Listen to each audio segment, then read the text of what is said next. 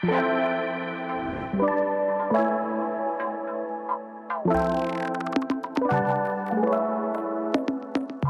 watching Badwam TV, Badwam Tumedi Eso, and never say Apostle Dr. Nita Kutego, and Mochana, and Kong Day, and Wahaya, the Bebro, the Adusoni, Cassie, and some of it, more Ebony Ghana Pentecostal and Charismatic Council, once Wakasadi Tia Galamsino, Sansemi, and in Sembi, Nanope, Yedebro, Adom TV, Badwam Cassie.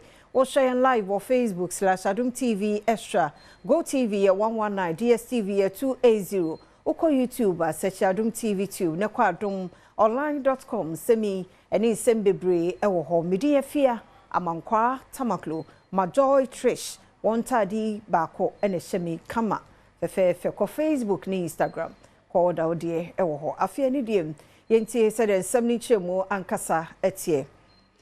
Ghana Pentecostal and Charismatic Council and the Newama Casatia Galamsino.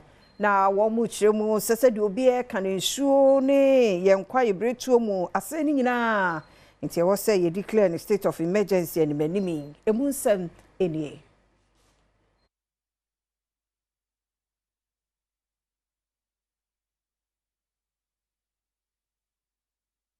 Kwamboni nipa be no faso to efoma gudie esese wo man sase ene nsuo nipa bebre ne de ejegu aban chim se beye a ankapotuprum oma Ghana enkwa nwuyeye mu ya abori ni be friend declaration of state of emergency na no ena Adom kase ebopini GPCC churchfo panyin Emmanuel Kuletete ene no etwetwe ho nkomo a wodi tu dwase nipa bebre edwen se GPCC akana no ato ewo galamse nsensem ye ho na enso enye no kre se muhu se ya tworo bibia eno nkyere se ye nka ho hwe na mmomu no ya twinben empanyimfo kane enya fe ne ye ne sa in fact fi se membe mu no sa na mehu se ye empanyimfo eye no titru se si anso de meka se ye mampanyin a eye His Excellency John Dramani Mahama ono so eye GPCC asoreba Ogalamse nsem yehu Adom kase ne the Apostolic Church Ghana president awoda no twetwe enkomo no di to just say se no kura ni se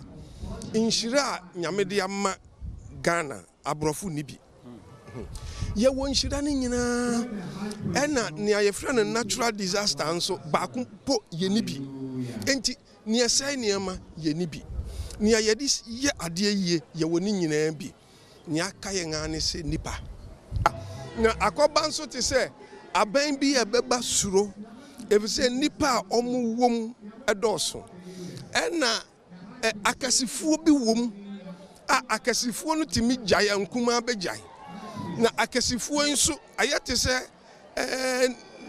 nkofo suro omo enti ye kochi ane achi nkuma na akasifuo no ho ya nchi akasifuo a engyae na ade esese ye ti ase ne se Galamse say or minor.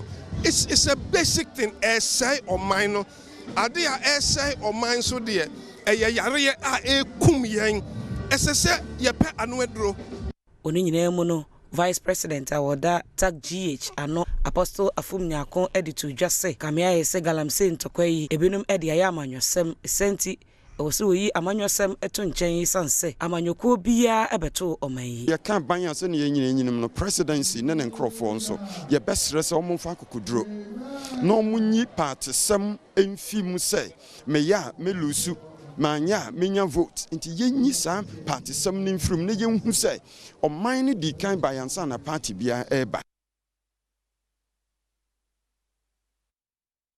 Oh, hine ya wo watch mo dan kwanta wo Brim Central poyamantemu nana dwamena akente otosumienu nana dinade strato Ministry of Trade and Industry and Rural Enterprises animo say ankebe ya wo mo enya processing factory watch mo dan enkwanta na entimi mo 24-hour economy no wonso ntimi emu abie ntichu akuafo ye wo ho no ombe no baye no omate insisanse wonya atofo nom ne ade nti be wie kire na sasei na nansem odi tudwa eni na afi ko efimfi mienu miensan ba ne de emu om de bre om no breed ne ye papa nti etimi so na hamon nso e de yi nkofo bebe frimia mia beto no mo di akọ nam senti ama obia mrante wa ni memma ni mrante mabawa ni mesiro na omo de omo ho agi eni nyame asese aban foforo ye obaye o beba no or the policy be by say 24-hour economy. Let's just say 24 hours in a Jumanu bebaso. On Febimra Mikrumu Hamam.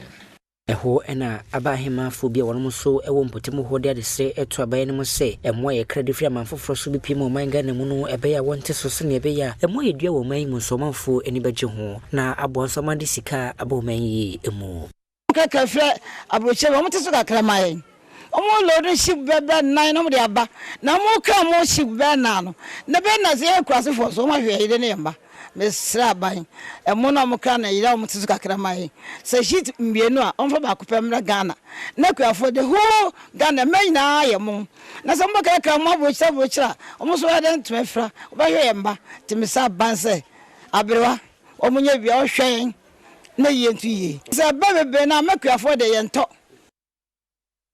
Adom TV Badwam kase na oguso ehwe no na Adom TV kofar by akan hu biemu na de di kan kra dwumadie ya de hihye so na no memenda se dame oh na ye kra behwe Ghana for won hu hye ma no ye fedodo won so edi agro ni di ye hu champions no so ye hu champions no na wi akire no obia bo no homoden na so se akan sietie no ye de ya e wo se enya nkunim di fo nti ye wie ye no kuma ena enya edi nkunim e wa Adom TV dame dwumadie no nti wo kwei 10k ehye no ho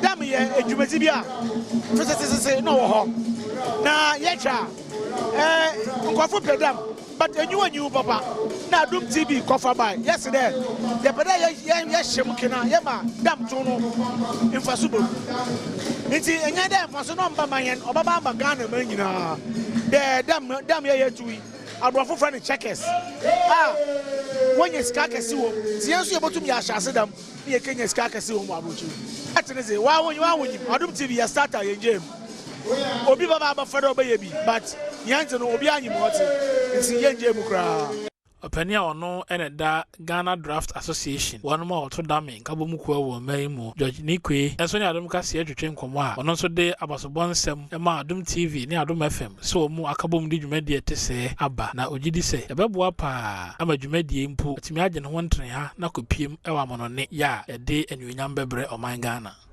kwan ema Adom TV na Adom FM moyade ye be hwe the way ye de yetuma be bom tuma ano na de da ye nim no so ana ye ade hu no so emba mu emaye ye sponsors na the way mo so ye mu ne wonderful enwachi na kuma ya wono nso efa nkunuma botri esi ne metri so enso ede etudwa se Adom FM ene Adom TV dwumadie na ne aso yie pa medida so momide na mo wonida so se menya ebu ama menu se meko finance ana nyame adom kakra loki na menam ho ana bitia ko yi a finally matima ageno tim to anya kuru nje obi a wodi da meto bia ageno ho prungu go kra ageno ho na da me de one day unim de afiri ma ba se ne we kura kase ati kumaji utu tuenya numdwa agro ni die ti ebedu ho ai nti kuma ni nya mu nkuni mo de 10k ekwe na yanto so sebeye na apomodin mu Hariso ebetumi akọ ewo Nkwanta South enti me kasa NDC amanyoko no e de ambulance akọ Nkwanta South Muslim community ye no wo otimantemu Oje ambulance and they have donated one of the ambulance betumi aboa Nkwanta South in the sense betumi basi ye ambulance they are transported they for further treatment if you pick up money transport which is not good for a probity Nkwanta and Pempenso aya near do and this abre ye tutu mu ehwe say hu behia say ye benya ambulance say national one no it me break it down national one not me enya emergency no ko na ambulance awon say medical can it we abai ebe documented the national ambulance service no na timi aboa say obi area atimi transport no for further treatment that I think say ehun hia pa na ye da nyankopon so asende get me edi ambulance ya ba ba bo Nkwanta man Alhaji Isaka Ibrahim Kayaba ya ono ene zongo hene ewo Nkwanta South nso ejina ne nkofo anemu edese da PSA ma NDC amanyoku no ewa ye de tese ya ono mabeya ma won ode tudwa se yɛda no ase yɛdi nyankopɔn da no ase sɛ wɔyɛ yɛ adom ama yɛ ambulance da a ɛbɛboa Muslim community a ɛyɛ Nkwanta authority yɛda no ase na ebi mbra biom yɛda no ase paa nyame hyira no ɔmo a afa ɔmo so ansa na yɛanya saa ambulance wei no yɛda obi biara ase yɛ ambulance a yɛwɔ wɔ ha ɛna wei abɛka ho no aboa me because ambulance na ɛwɔ ha no ɛtɔmmerɛ bi no ɛbɛfa yarefo bi akɔ baabi na obi yare a na ayɛ dɛ nti anya wei no ɛbɛboa nkwantaman paa ɛne nkwanta mansi mu nyinaa ɛbɛboa obi biara nti yɛne asɔ sɛ saa ambulance wei yɛnsa aka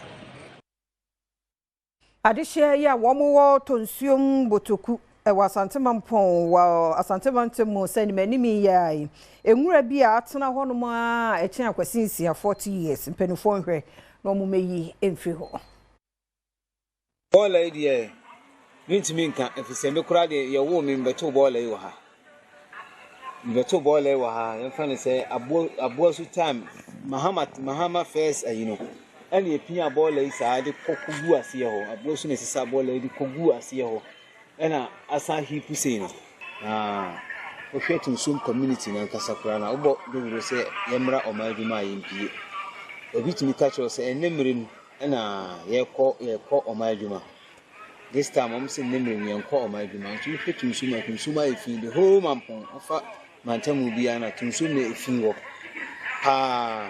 nti afi wo tumsum ni se ensuo bia na ensuo to a voters ni nyina na convene fa tumsum nti se ensuo to no bi de nwura guma na se ba bi ya twotu na ensuo to a ni nyina pia san befa ha no nti edu ha na aka ha no ti ne wo ho no Oto anenkase se asemi wo munya akwanya mfa nkoto mpanifo ni mesan se abansesa ba ye wo mu enya nyanhyiemu bia previous government no plan de take who pictures e ma atwene ho letters in yale for assembly ti wo mu ye se e ba betu ba ye hwani mu atul date no obi ani ho a na yeso change of government by the meeting da the media akoto sub committee ni Paramount Chief here wono wasa manfi traditional area ye tetrete okuamu asachim ya wotoso emienu nana se wone ne mpanifo atena se adwene ho ahunu se nei wono mumma ye sukufo bia na nije se wosua apomodin medicine no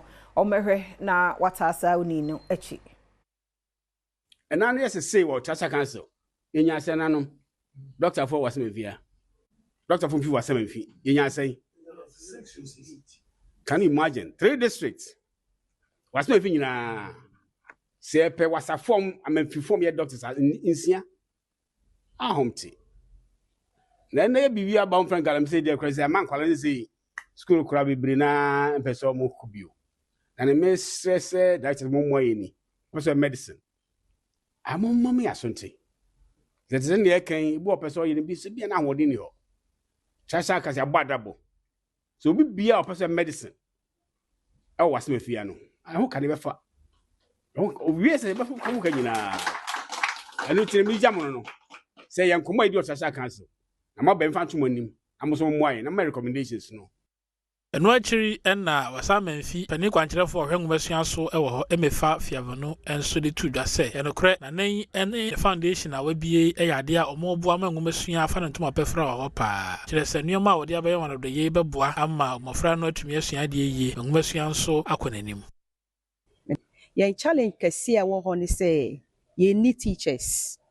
Most of our schools no teacher for bebre na ko because omunyina babom na ye kasi 3 years aso 4 years aso e se omukwa na chese omunyina ekọ ba meti se foundation for ne kasa no omuka se omubema national service for no omuni omu ahihye e ma afi national service for no omuni omu ahihye ma ye benya teachers from NSS into ye train say ebe sa pepepe say amemfiwura no odi enim na waye yi minim se omo amaka nso omo asomu dada ye wo hoyi ebinom aka se ebi wo ho a omo ama omo mattresses omo nso aye bi enti meka se obi ansom na nkola ne nko omo enim. Maminya no so na Adom TV Badwam kase na ha na bema kwan na no pay ye de asie omre no wada agenti ye da se wada wo makan ye ho ai na da wo nkrata no wa ha na afia agudie mu nsam nso ye de aka ho ya ye krado se ye ba be sommo medi afia amankwa tamaklo mene ora JP Jordan Bismarck akosinsia boaten eni gina ha no pay erikese de wodi so aye krado kwase mu akwa be afia manyo so na bibia boko ya meti ase na da romanti emse na memre de twem na ewuma na doso ama na broso ama nipa je no ho ba bia enye ti entimi anko dame dwumedi na se other equally important assignment and so eji yebre every say knya kohwe se betimi apɛ yenua DJ Awana ehwa na de be faja kasa na wo mre ye ye de body no call ye no kwasi ye de call ye no na obetimi aba be so because wo no nye omo aye hwehwe wo mo no nti no wo de na wo tai ye boda me dam ya ma ne bono nsia nsa no wo mo pon etu pa che se DJ Awana da ho ma ne bono nsia na na equally important assignment oboa me ka cho say ye no mudwa na wo atale no mu hia ya no wo mo to obehwe womu kwana apai womu kwana apai na wote wo de Kofi Ampedu betu ho so wati Kofi Ampedu nti wo ya de na nyenyenyenyenyenyenye de kura me ka sa me de ne ma no kura wa hu so gogo yese kuma afa de no na kona ne kuma wo de me ma kuma mpo me ma wo mu ana wo akire ni bi wo mu nya kura ya de o nya oti pan ni obi a be dwam akasa be twetwe ya so se wo na be bia no equally important dey anka ye equally important nga we wa dwam nke na se wo ye no first na ja yi after be 10 ho nyina ka betimi akotema ho na nke yakokora ye de hie kama adwa wanu mu a wo boa menne no mi hu ni sei ye nyina ye gira ho tabo ofiri ho na still ye no kora ye koso dam ne ye da so ginam ba no ama onivem na nya ne size ani agro ne ekodi ye no ultimate media dan mu ache Kofi Ampedu a watu bi be 30 years ni na watimi asha de sa adwa masum sa minim sa mo be frɛ no mo be kasa na afia no kura na mo mpɛ wo be ba be kasa de enie bia no bi jama o aha enti no ye wie so no na ose ye go back to University of Ghana Business School ekotoa adesua so enti ye frɛ ya but now unfortunate ofrɛ ho ba bia na yakoloke no ojuma bia na enye akɔji so ho ye de oboa ye yamiase equally important in me say we don't mean ambre e ko dam dwumadi na say na bebusa no na so wo mre o say nka akọ ene wa nko nti me ye o te say yi professional yi bia oboa emre no wo pa me so ofiri okura ja ye na say ofiri ho ja me nti no wo kwa here equally important na Friday na untina ho no na ni say equally important assignment we mu nyina ho na bedwa mu is that for ya mami what to Japan yeah, my man say. If you have to do no praise. Sounds so can. Mu dwam za na. What multimedia dan kitwa we mu ati Kofi Ampedu a. Wo me nya so kra. E na ye champion na babie. It's an excuse ne. Oh, ni excuse. And me see oni excuse. Eye ofiri hoja ye nyina. Ofiri hoja ye nyina equally important. Nka at least ka ba ko ho na de wakoto because wo de na ayi camera bia na aso. Ne e pese ye hwe keke. And mu just I go say over the weekend Premier League also. I want na be fa. But let's say kada me na nsa na aka Premier League no wasam. Yes. And yes wani magu ase nti wo be ka hye. Ese ye ka. Because at the end of the day kuma win 10k shanata so okoko di nukulem. Every man say ade wonim to. Wo ba no be ka. Na enya ya support na hwe how e be gumi.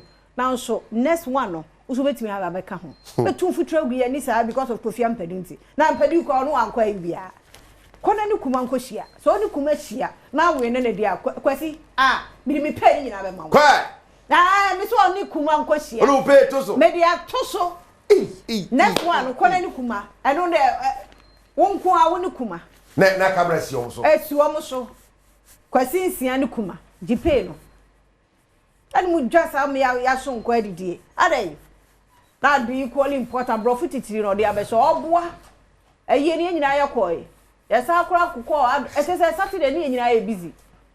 But when I can say you, Martin, am I in connect at all? I'll see. Yes.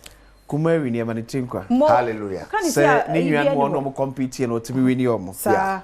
Yeah, wish you all the best. Sir. So Kumase Ashanti, the Western zone, the end so Chinese Babasu. The end so date and so Ebetuja. And the venue in so Ebetuja. It is a Ashanti, I can't Ashanti no. And yet only Ashanti region. So you can't about Buno East Ahafo. Then the northern region. Southern, yeah, Tino. Saa zone in na. Any northern sector. Saa zone in na. Uwa tabale crowd to me Europe. Uwa Buno East Ahafo. Also to me remember. Now if you call the central, western and western north. Near the one so Aqua. Oh, congrats for winning Greater Accra.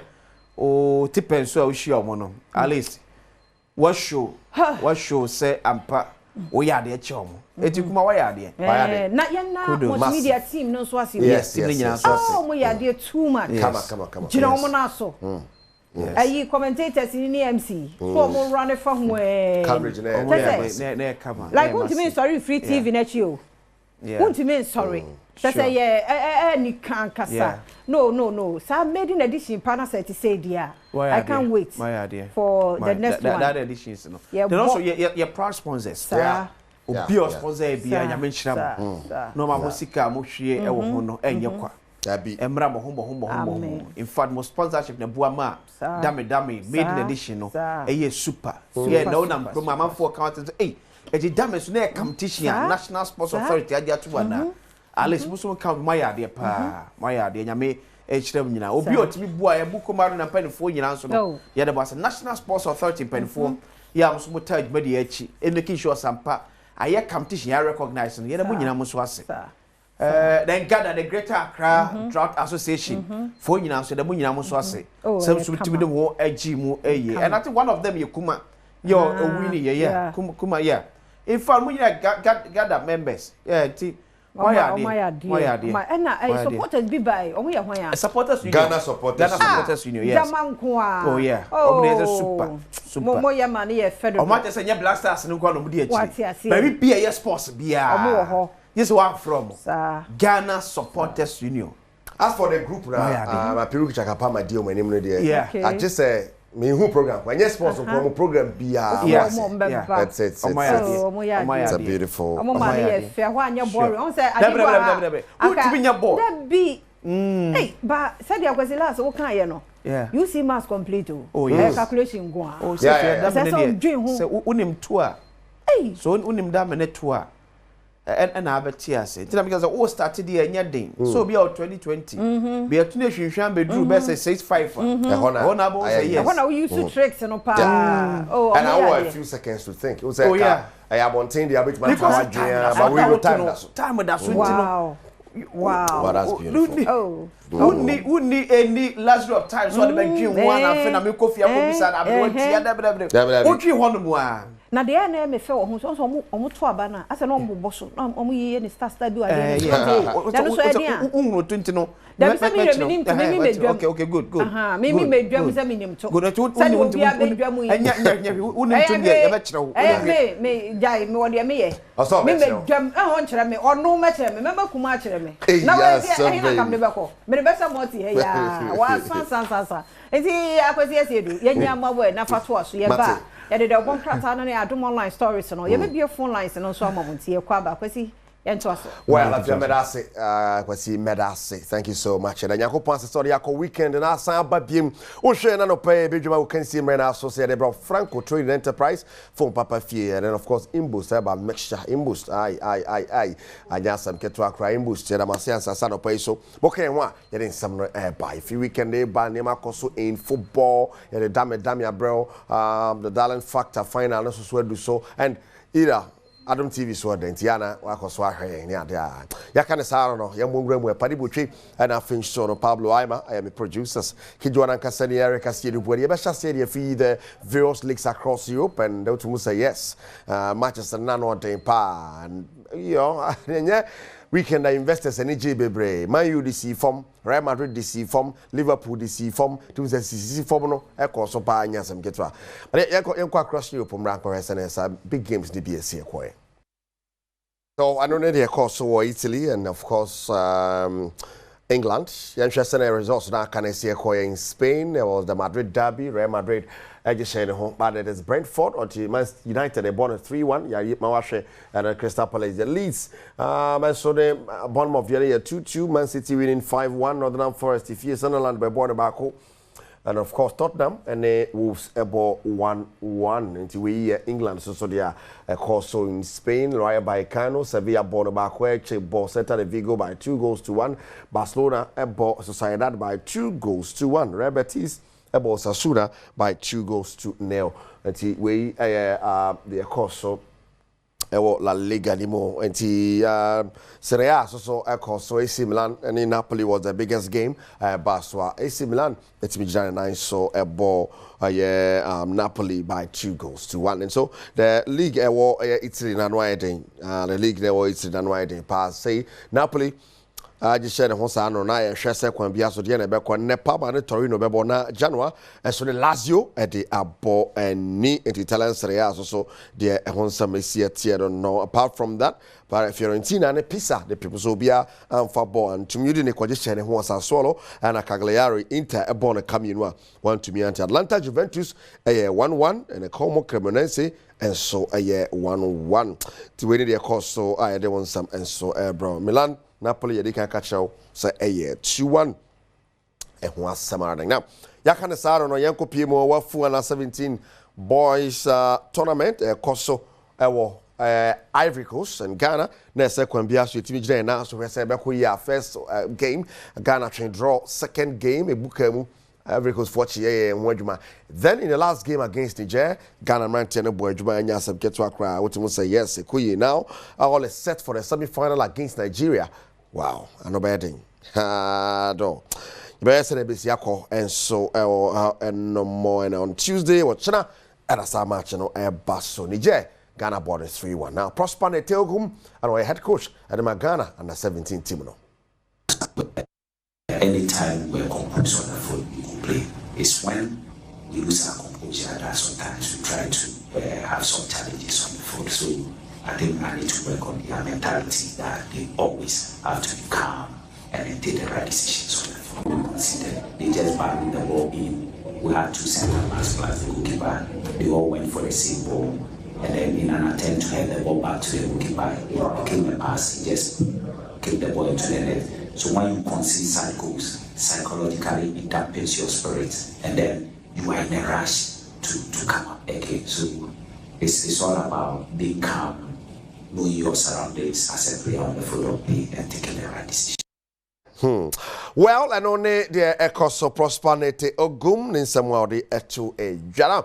Yafiana 17 May man yenko under 20 man so the quest.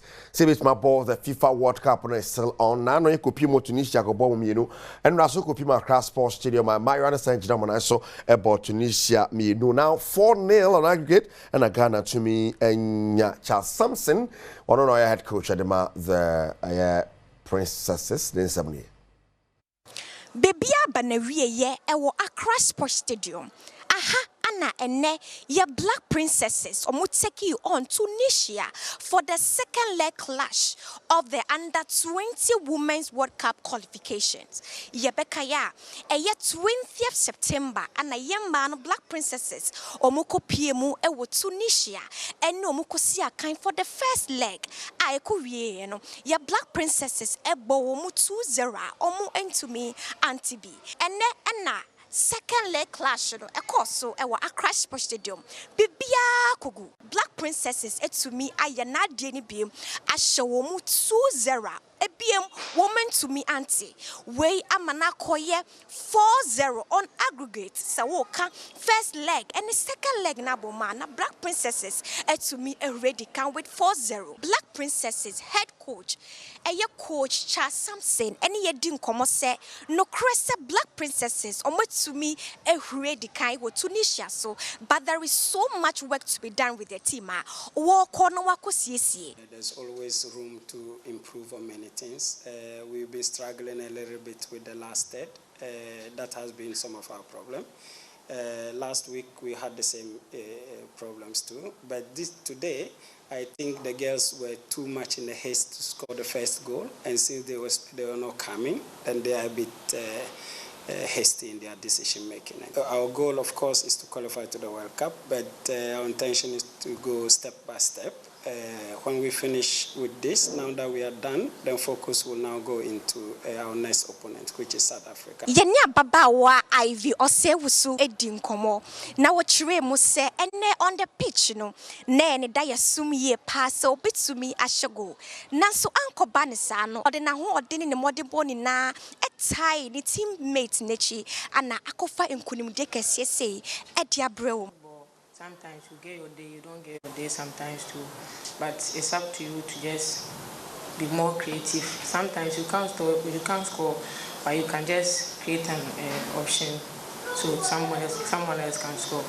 So playing and not getting your rhythm, you have to just psych yourself, just put in the work, and with God, all things are possible. Black Princesses omo next game woman South Africa eni behyiemu we ni na eye qualification na omo seke srebe yo mitumi akobo Poland 2026 under 20 Women's World Cup. Medin Nana Ama Owusuwa for Nana Mawusua live from the Accra Sports Stadium, and Black Princesses Yaboma Basu Yeresene set next round against South Africa to be Siakona. Yanko ready. Yenu anoma ekusi yanemu Africa na so de NDC ko Franco Trading Enterprise in booster bab mixture. Kumasi Asante Kotoko through to the next stage of the competition. Kwara ekwaje share ho mo anka san fi tie kekambu makodoko akwalify ko nanim. Na yekoko pie mu hwe se ne nema esi ekọ ye Kwara versus Kotoko. Robbed off possession. Yes, Amidu Peter. Back to his captain.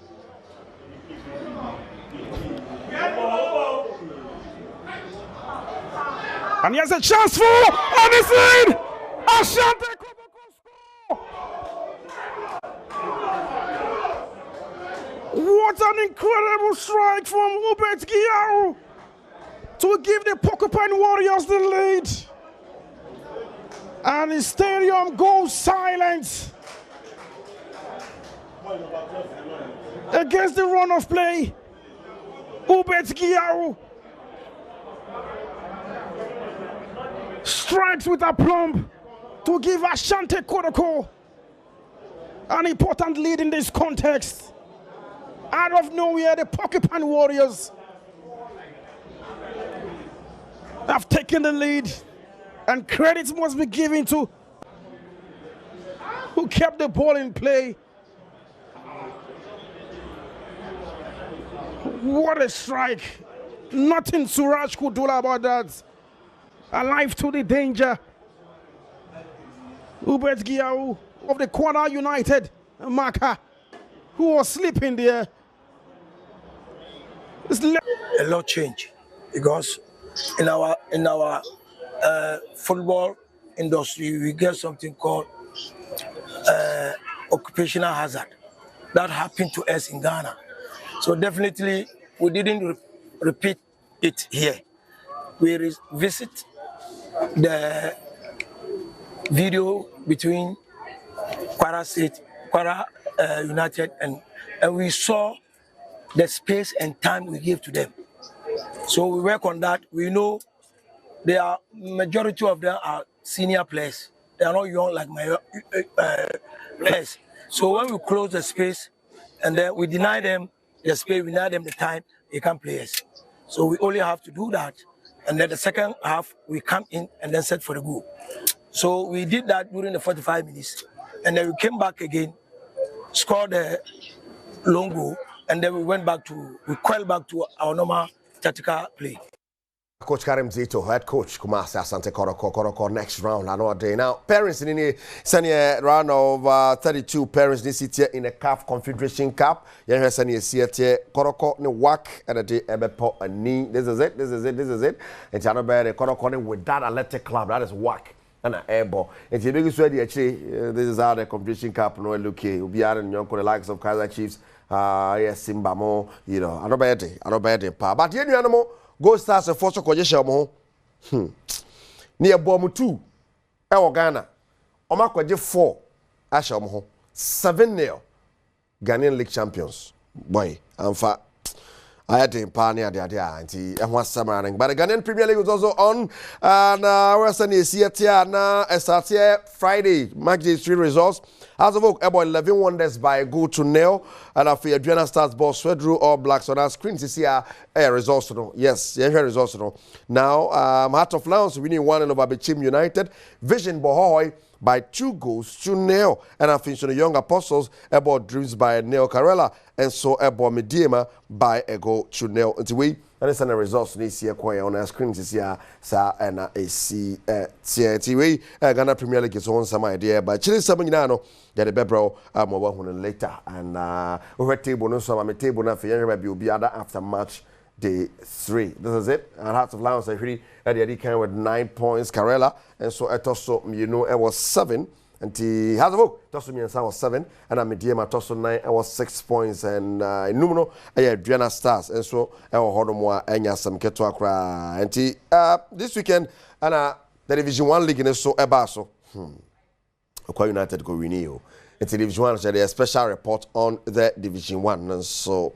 Breonano, All Blacks, Adriana ball, All Blacks by 2 goals to 1. Now match the more team. All Blacks, they bought wonderful ball, and so that win and why the Nations, Young Apostles Vision, Swedro All Blacks now 9 for 3. Bibiani goals, that's it, and the like. Somebody did so. Shannon, so Go Stars, there's something called our standing games. There's some of the bunny, it's an Africa, no more. Go Stars, a few media now, but heard in the near table. That was League in my say to me. You can't bob damn so at the show.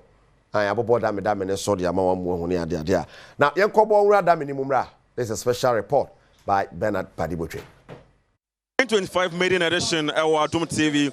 Damn, I feel I never feel the cry. I didn't know up on a way or Bookcom boxing arena. Now, to me, I shall see if it's an open. Ebe payment number na nyefe dia gona a contestant and as a participant no do na ebe payment era started the round of 64 ebe payment the round of 32 round of 16 round of 8 and ebe payment our semis round of 4 and then finally you payment our finals no na nyefe dia go kra na branch me no a kind see so obia nim say we dey anka ebe call kuma and afa so Ivan Sotega omo and on pem so the grand finale na nyefe dia go back and forth. Now, so Jumedi and Pani, na Kuma, and you are crowned on the maiden edition of the Adom TV. Tame, and then you feel the oh, because Nina, you better Yamiasi. You better Yamiasi said, I don't know, you started there. Why have because Ebeko Yusana, Minamusa, Kakra, and what the boy and me drew said, me come and Kakram, so me, Masako, and me come and Kakram, so me, Masako. Tina Mamma, yes, and yeah, baby, you're ready. Aka, therefore, dear, me, Hodia. Betmafa, and I'm some Yamia Boamia, Metima Afai. I know, and I'm so PPM National Supporters Senior, Mombepia, Ghana for the one on BPM, the new more 10 years, and at BPM husband and your Fedia Grokra. And then the finale of the 2025 maiden edition. Tame Adom TV, ya in any of the brown, Mr. Tameno, a near Bo, Kukumuna, so wait the Nadia Fedia, Yasia, the Nina, we are say, and will be on say yes, and you could tell Montana Adom TV, and then the Tame 2025 maiden edition of a brown Timonia, baby, I will be on a good in Nap and our Bookcom boxing arena, what Prantan Dean Ade Evans, or no, and a passport then what 10,000 Ghana cities. Yes, 10,000 Ghana cities and what they are going to say so Dr. Sumi and Ortega and so at 5,000 Ghana cities now Dr. Sumi and Sam and so 3,000 Ghana cities now Dr. So 9 also at 2,000 Ghana cities Adom TV the audience now they are semino and well I don't know the course so damn it and so now Sabre me do be see Franco Trading Enterprise, the number on 024-642-2338 and at 055-593-9311. Imbus eba mixture adro papa nie and found yare ko imbus tem na boostia and to be cry ti no wan sama no and news say picking up na prosperity ogum and 17 coach Biani Gold Stars na kasa where on one be take over Biani Gold Stars ye be the chance and that story so e be si akọ Padibotwe Pablo Ayama me producer schedule and kasa ni Erica see du body Brabis Magnesis Ophelia over to you when yan tie say ya the dabe kakra so watch kuma wo line so cyber major na ma wona mo na wiwi akwasi body Brabis makana no o de se ne wo gidie wo ye modi moment no nyambe koso ayo kese sa nyambe wa yo bia kese nti ye nkoso na ye owura kuma akwa aba mesa kuma no pe ye mo akwa aba oh ye so ye wo kwaso papa yeah atiefo so ache omojo so nyame shira pass wadi nkuni mesra nyame ya adom a ye hia woni kwasi nsia wai nti eno de special one you yate akwasi wa he o dwananum so ochewa ozo kuma na kasa kwa etwetwe na o timi champion be me different change no be different na feel net to say after winning you net to say oh I got to remember nyamia say last Saturday there mo dani agro ni kura e ma ni fufuro kura bia sigan had that say ye to damne TV so fie ni ba bia we dey ma ya de pa nyamia sira no ta e say ma na bi me mo sponsors ni obia otimi e ba agro ni bibia nti obia to say ye to dam ba bia bibi o ye ya wonja no ko di akiri na ma de mapeja Adom TV mapeja damedo kwa another level kra je da matepa eni adia wo ye ni me supporters nyina ne botwefo ne ye chama ni mpanifo nyina obi a otimbe bibira ye nyina ida ma se next time there ye ma game no na ye beto hard pa ya yire ho se na Adom FM peja game no ma ne ko international level no ena enko sa ema ne ba bi obi a no so enyino ho se tise dam ya Bridge bia babia na bibia oye bia onya no so be di akiri sure na kuma mami se wo start any se wo wie ehin papa na challenge ni wo se ela fana so na se ye nkofobia o tega ne adenum ne yi omo competition ya de bi omo ta du seven fana so ni were o enya duro e no bia expect say 100 san nkofo ende omo experience pa but na so mo o da yi bia trace bia mi yusu na mi so me do fana si dia me gi bia che papa nti we dey na me so me mani na che se me so dia e dey dia from da me do one fan dey ne trace kakra bia awo na oboa do one pressure ni pa na oboa anye sa dia ebetuma bua ka osim sure na what to damn for how many years oh more than 30 years me wow. Yes, 30 years now, just you do competition match. I tell you, yeah, kakra, mudi ako another level. Pa, yes, I'm saying, enko baby, ana monyo krana, dabeno be, I am an only baby cry, baby, want to be the bomb degree. Yeah. Si moya ni samaya, na kuma so penfo be breni abam for us. Omo nyina so da muni peja de kosoro, at the international game. Yes, to be 2 crunch, and one year best say. Monye enfamai ya tikuma ya matin kwa biem ya da se pasa no pai wajibre ne edim kuma ti ne odi kunim ewo dame ye course na memre da obukuma arena kuma and am to say no edi enkuma ne 10,000 Ghana cedis and sponsors adarma nsa atimi aka other winners nso enya 5,000 3,000 na ebekọ Ashanti zone ya ko the western zone no bia so nya the chefa so chefia before say be full license headlines kakra ya about daily graphic the bakata ediem o say galamsey fight water bodies forest reserves now security zone it weni enne komoka say be do pensen mu yes tebenya penfo every lands and natural resource ministry yebenya small scale miners yanka say nua erasto sasarodonko esobe join discussion yi see terminate 202 contract for underperformance. Hey, 202 contractors and one. Contractors who so much more than Sweden. Ti twem. Mansanete always Lindsay win topmost CIMG award. Etimuka na no me dey twem nso no. But timi as usual. ye hye ho animonyam madarumo ahefo madaruma any the media group of the year some multimedia there obi ya be connection atitie na wom no uchi ma bia enye enti na no CM dia award coins so enya bosbody kase pa enso eno achire nso ne kosi senso ekosi sen esenya radio talk show host a program of the year yes enti yadamu ase se abasobody be base ya enye ya samo anhwenti ya enkosi aga sa tinyami shiramu ene sponsors no be a guest ye fremu amoba mu nyina mo na mo ma program no ye rich ma station ni gina ne na so nti abasobody be phone line to ma frɛ no okwa mu ye super Yedamase. Daily Guide Abwakata ensu enye. Build global business giant. Alex Dade charges Africa. Eti paniba akoso asmode to man pen for so enim. No one has monopoly over album compilation. MPP pen for the keto de Justin Koju Afrimpo for niaba. Se enkofo bi nam e kaka se oh album ne rekwato aba no. Ye wiem de ma Dr. Mahmoud Bawumia o se nya nokre. Oso bia ni tumi e wo album no. Eso. Mamponti Chief Seals Prophet Roger over doom prophecy. Ti ohine yo Mamponti so akosama so for Roger. Na na se obeka helicopter beka ti ahwe ho asem no. Oso asama no e court. So wa hye no komo a ehu ta ma ne ma eyam hyehye no e de man. Ade ti wa meka che no ka no bedwem. O de atoja Daily Guide enom. Daily Democrat. Japa fight Godfrey Dame for the truth. Petition CID for prosecution. Eti ora Japan na saman former attorney general ese ensem yo kashe na no se brebi atwe ko beka no ensem asabio na ensem fatantipanfo enye hwemu efasa ensem no ehom saas na last minister orders ruthless crackdown on illegal miners. The last minister so neka say afede de ni brep an eko galamsefo no eso PTA crucial for education. The Haruna Iddrisu so neka say PTA free o man ga de suemu a enye de bia da Daily Democrat enum. Republic Press.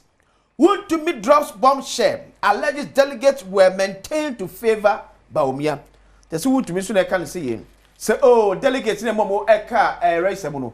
Say Bawumia betimi winning tia. Tini momo nyina ka so betimi akoso ato aba e de ma Dr. Mahmoud Bawumia. But MPP washes hands of critic and before so about say want to make an omonim ho hwe ono aneka na asem. Takrady Technical Institute student jailed for stabbing teacher. Teacher obechera wade no wuku no. Takrady Technical Institute. The swani ba ko so de se kan akwo ona kasa chire ni. Seven no kasa ya che no. Republic Press no. The new publisher.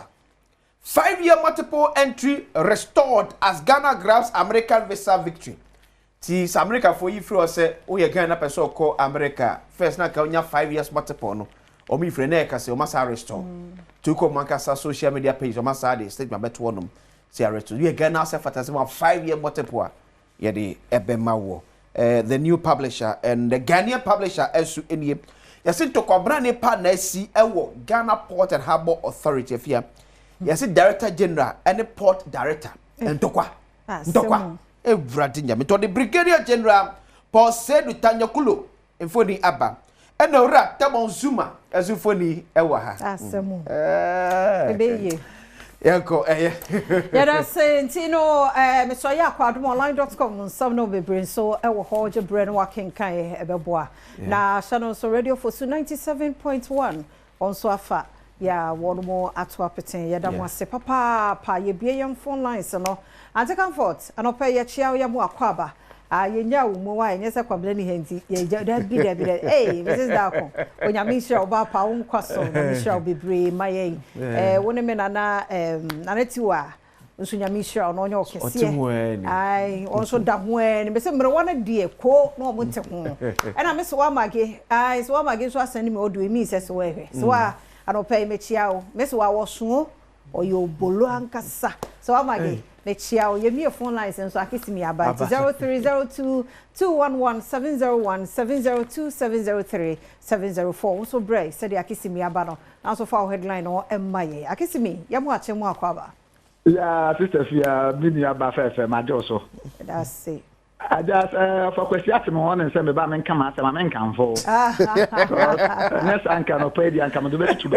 Na so pay the process say what kan okura ba na no ho afa no akan fo no. Me kama na kosi say me say sister fia me nko obi apeso aso ba oba bibie ni anya so be kwai. Adwuma MP ona bo brakasa mo abrenfo.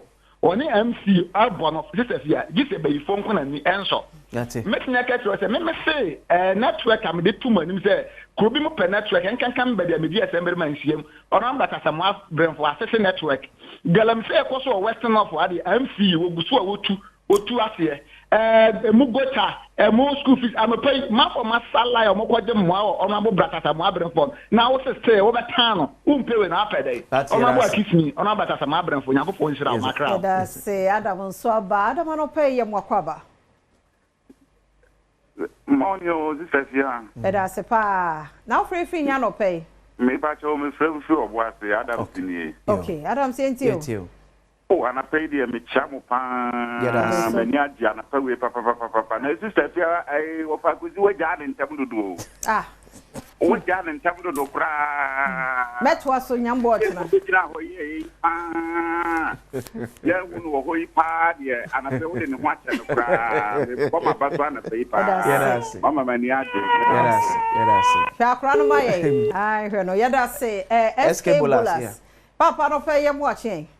Na me efiama nkwa obatamba bibia bokode ame adom ye nkwane ya me ofa awsa dikro agency anso hoye be hoye pa we SK Bullets na me na hene ewade nyina mo be do oboase coffee krom am chen kami en proboase is uchima dem apomoso no aneko maga kra kan se dam amma se be kana de uye bi eso edi yo atumfo de de mane de asem mam ye hu se agobi awudi bia se enya de ete metro beba nya de awudi beba jeniye ne ebebi beba na be disu fa so ne ba pe odi sikai ne ni age wo fili onya mu shamo kamo pa we SK Bullets nya me ne ya say chief on soba chief ya mu akwa be me nga ni fe odi ko me senior economy akenye na agbulenye ya minu chumu nyo chumu no ma do ni fe no chumu pa nyo chumu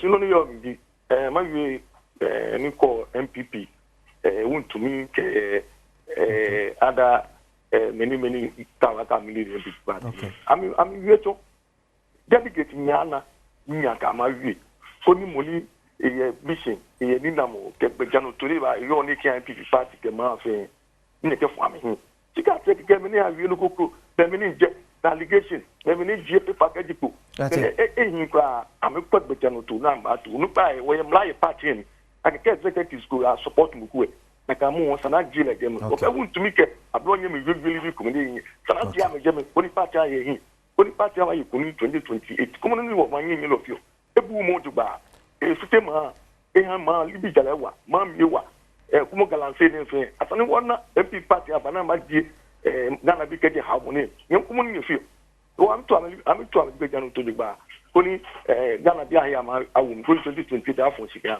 tanu manya brawo ya ti chief ya da se papa za kwa me so oso na kwase ne wanchirim o da bi yem ko cho na mechi anti no am talk kan galamse ho asem o kai chawa wuntumi galamse no se mo mfa mo ho njijim wonya no politics na ni into ase ahanti eno ano no kwasi on tenkran nti se ya mo wa chire ho a enye yi o se yemfa ho ya kwa me last caller kwa me no pay yem wache mo akwaba sister me dafi nyame nhyira mo na mebo mabato ni modwumade a o ye de boa o man Ghana kwa me na free free ni wadaroma e pato mi peti ashaman because them say one time free no ye da se pa enti na ano pay the maximum mekan ye galamse ya MC galamse no yenye mse edi enya na mesre na yenyina ebetimi akambom ne yakunsa okudin every one because he anhwini ya show ebi ani say last week we had to say baby omo ye galamse we eastern region affect omo wo central region ebetumi ebi na mebi aduane ebedi nyina na asai na amaye yare nti mesre na yenyina ya akambom ne etimi ekun okudin ye galamse na every one na afeso sister mesre ma memfa ma de se de ento MPP mpanyimfo anim sɛ mɛsrɛ wo mo sɛ na party ni nsɛm ɛkokɔ ɛwɔ abɔnten. In fact ɛha sometimes usia nkɔfo na ɔmo yɛ complain about issue a ɛba abɔnten a ɛyɛ hanti party point no muntimi enso be issue my era sepa same kwa yete ne nka che bra same baby awo bia ye chia mu akwaba ai yete won ka che pa nim se nyame ado bibia bokɔ yeda mo ase college nyame hira mo kwasi ye fancy ye kwai health tips lazy eye wiki mu ye ni ba ko nya adwuma ba ye hu ye ni sa nkomo no 5 minutes twen ye basisia Demo kwaba Badwam TV Badwam health tips so na watch for mo credit nyame hira mu nyina ba ko se mu nyina sese mo ko mu de ho se mo fa ni abro nyame hira mo mama na me sponsor endpoint homeopathic clinic asil na da romanti nya doctor fo nurse fo nim de fo ene won dim komo ko mu de 5 minutes ye nche ye fa topic ba ko na watch ni nyina adwoada de ko si fiada 5 minutes ni akasa e de afa ho. And then so Radia my whole kwanya yasa boy room wo Frederick Opticals Dr. Rachel Kusi Akusat na ye na say lazy eye and I say amblyopia amblyopia and no komo and na watchi ye ba be kasa fa 5 minutes ye che nti ne endpoint yi din sa wo sui apomudin mu from yare bia no na woni no so waba Frederick Opticals no wabo dog Minna sedam wa kwa be nenso. Sisa fia pacha no pe meje so. Papa ya bo opuma ho bo ho kwa no wajile. Amblyopia. Yeah. And I say lazy eye. Yes sir. Yes mom. Then no say condition there. Sisa fia amblyopia condition wo ho pa but I me say yenta emmo hu daru anase yenta nka. Yeta ka o nna ya kwadwo lazy eye ni ade. Ye ka amblyopia na said the nipa de bia mi kire mu fa ba bia say can the top no bia ate ase said the nipa wonsa we are right handed out me don sa right etro and left handed no sa na ni netie ani na ho nyame boy no they are almost at the same level ani to ni na hu ade but say bia ani ba ko no ehu ade pa na ba ko so hu ade a the weaker eye can get lazy until bon say weaker eye ni ye lazy a I say be say the udi ye mu ofie eti da bia de wos kan ye gu no eti anina na ho den enni soro no da bia so de emfa no ho na se ya hwe sa condition ye ntemo a eni ne ye lazy do time bia ni pusu no eye den pa wow yeah amblyopia ya sampa oti why ne happen why it me enye bi so if your research will tell you say etasha ate won krabrem say ebia nipa ne ye de awo na ode ba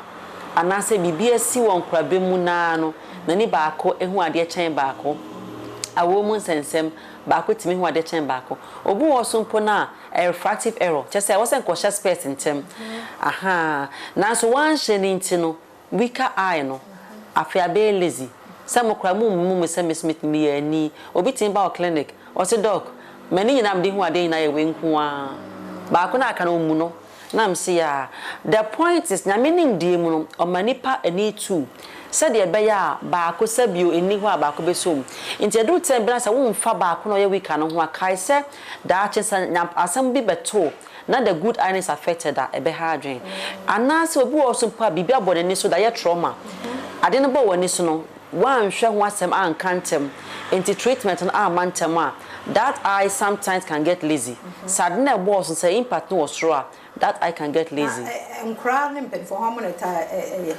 make us amblyopia no de etasi won kremu na emum no enam say yenta man kra no ho ankra ntimi nka say mami this I can see better than this intino efin kra breakman panyifo mu no na anna ye twintwan ayeden afi so mu a hu de wode ye yeah wow na common say you want types.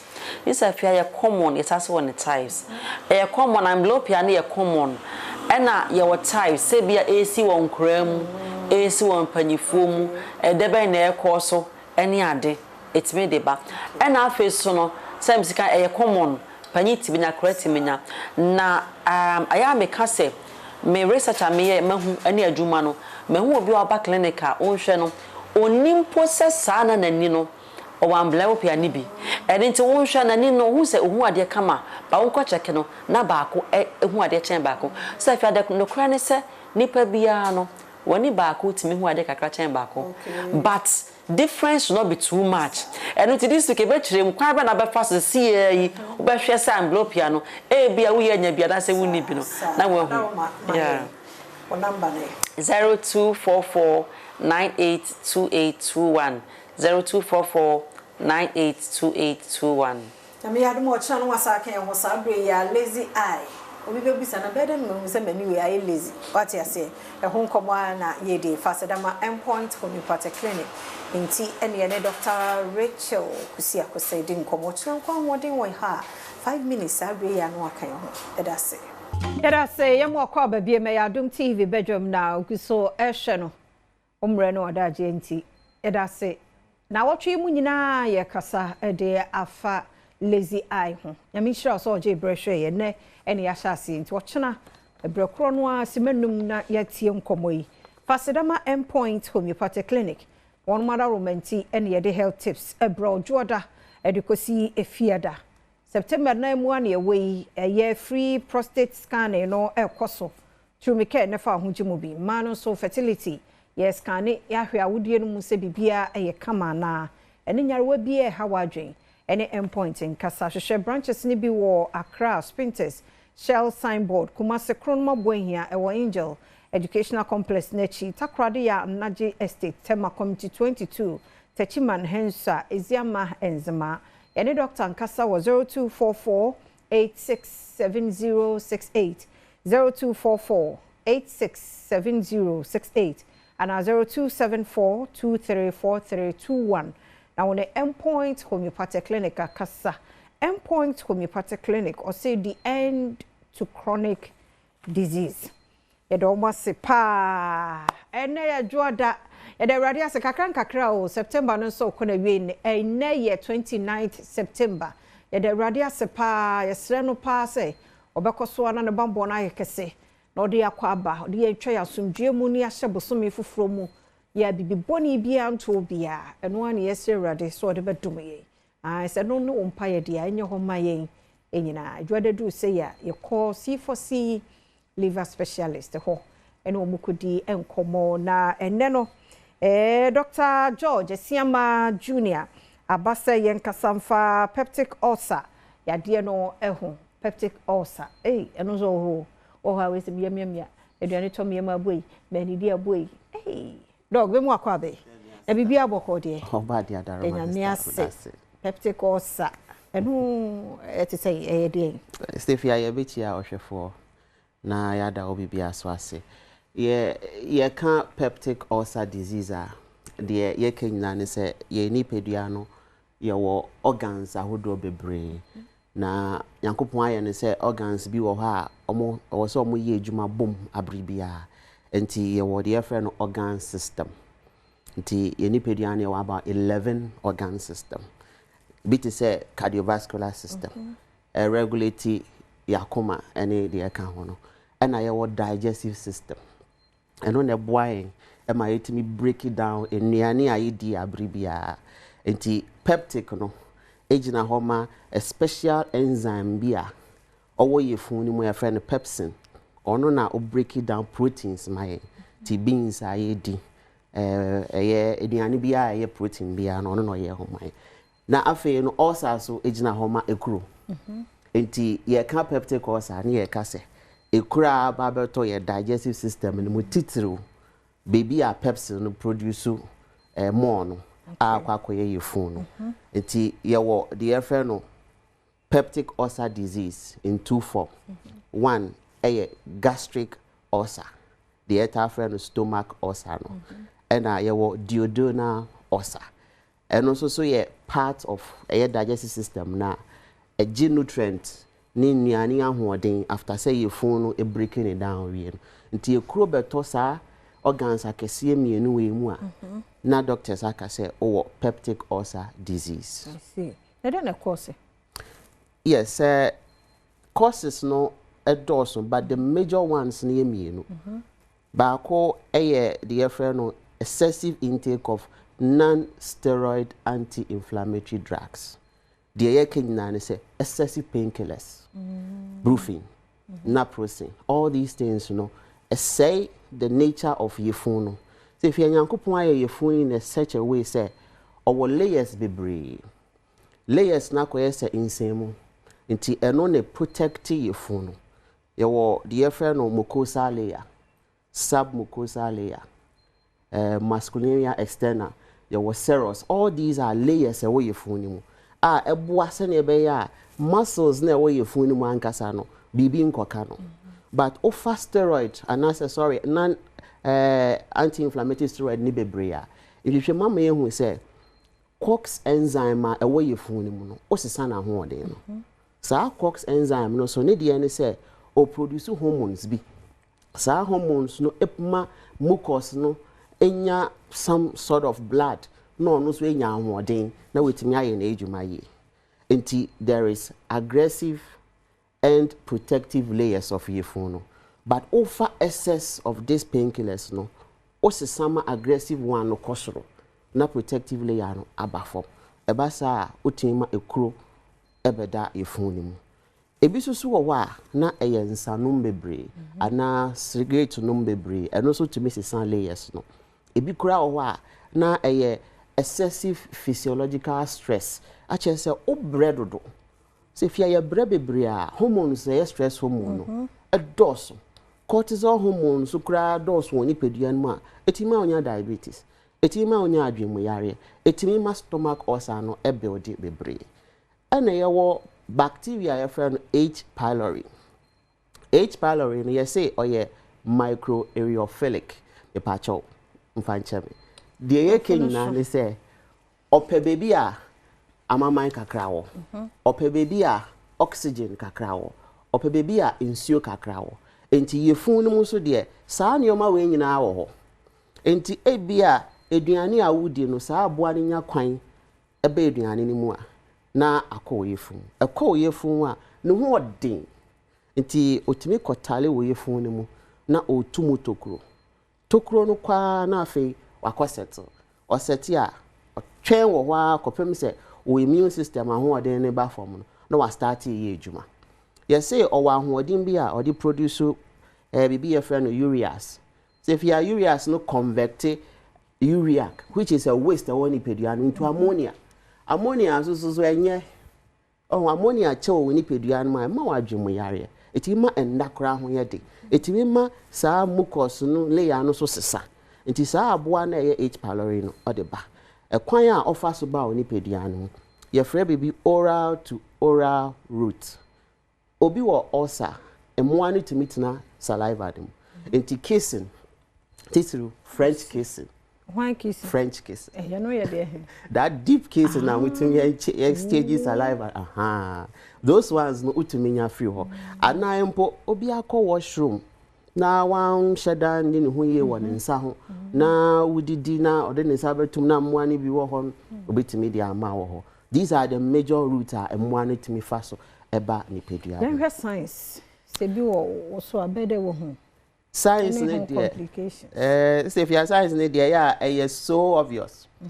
it's an say your phone mo asesante o digestion be a problem ti abribia no acid production no e kosoro omo anka omo bema acid na ba form no omo so ahoɔden aba form enti bo hu se obo hyehyew obo anhyehyew na o belpi ana belchi a lot belchi no so ba sometimes it be the nka di echire because of acid no ene aduane na enyam ye ti bo hu se nka di echire ebi kura wo ho a aduane to ne yem pe ana yefu ne ye ne ya eno no kire wo se eye stomach no aduane no eto wo yem na pains ni ho eko 2 to 3 hours pena a free stomach ni mu na aba odiodo ni mu eho na wo so benya pain no nti ya doctors ye hwe time a aduane no ba wo yefun no mu any time a wo feel pains no nti unya pains inframa kra timi gina wo yefun ni mu pains ni bi kra timi extend ko wuchi onfi ho no wan hwe na wo kasa unya onfi na ye o ya na wan da ye ebi kra wo ho no mu a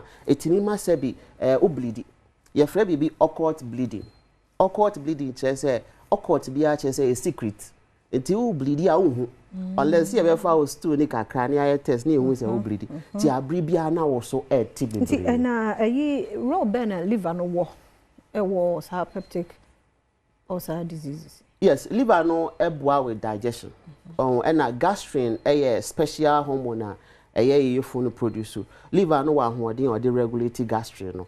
Until excess gastrin so to me corrodu mucus no na the problem about until healthy liver eboa. Liver ya be produce bowel. Bowel no so boa in regulation of food na digesting the immune system and a function of the liver no so eboa hwehwe this bacteria na ekuamu. Ye besere se wonya symptoms we nyina na wanya ho hwe a etimi ma wo peritonitis na che se ekuro beda eye wo intestines ni mu na e the problem kese abro ebi kura lead to stomach ulcer ebi kura lead to internal bleeding na e your heart brain epidua so livotone ye bo ho de ro se wonya livotone wa ebe kenya brebo no ma brebo na ho odin a e produce bowel ne de aka nyina wetimi aye ni ye nti ye besere se C4C liver specialist promo ne da so ye ejuma baby a wo bia no free number me to joy free delivery of livotone ye de bebro livotone de eyema obi bia from 12 years and above FDA approved ti message free na ye ndi nkomo ne ye nkyere wanuane e wo se wodi die ni kwan se wodi anyhow a obesi aboni pedua no ho ban ekenya mbrebo no ma na yesa number no eye 050 00 40 331 050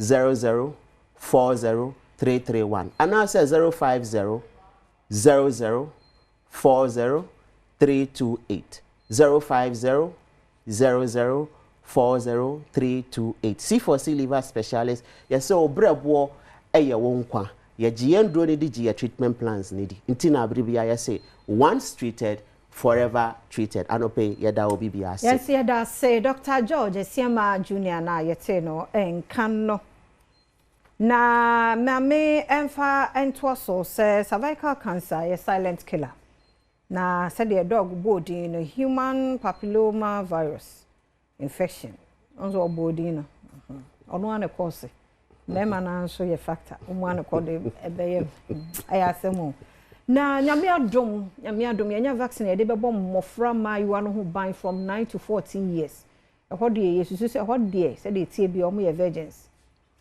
ti virgins ne de omunya bo vaccine we bia for life omo nkwana nya de so mbenya cervical cancer no ti esremo abatan no ye mama you are 9 to 14 years no 7th October drew honuma school mo ba bia e be hu sa mayiwa no bia no e mo vaccine bi e effective e free enye ntwu bia mo jamfa nyehwe e yade de bomb fra no ho ban free cervical cancer ho na Ministry of Health ne Ghana Health Service ne one agency and de sankai boyi e banti 7th to 11th October and adwumadi e bekoso yes obi amfa no ho nyim muhu sapom de adwuma ye fo no kura won back so mo nam a wo baba yo bia 9 years e call to 14 na de na pie sebe ya ono so bambo kese we ono so betumi enya bie nyame hira ye nyina se ye ne saa se nanka vaccine we wo hono mo da kenye ne se ne cervical cancer akun ye nua ba ka ma bi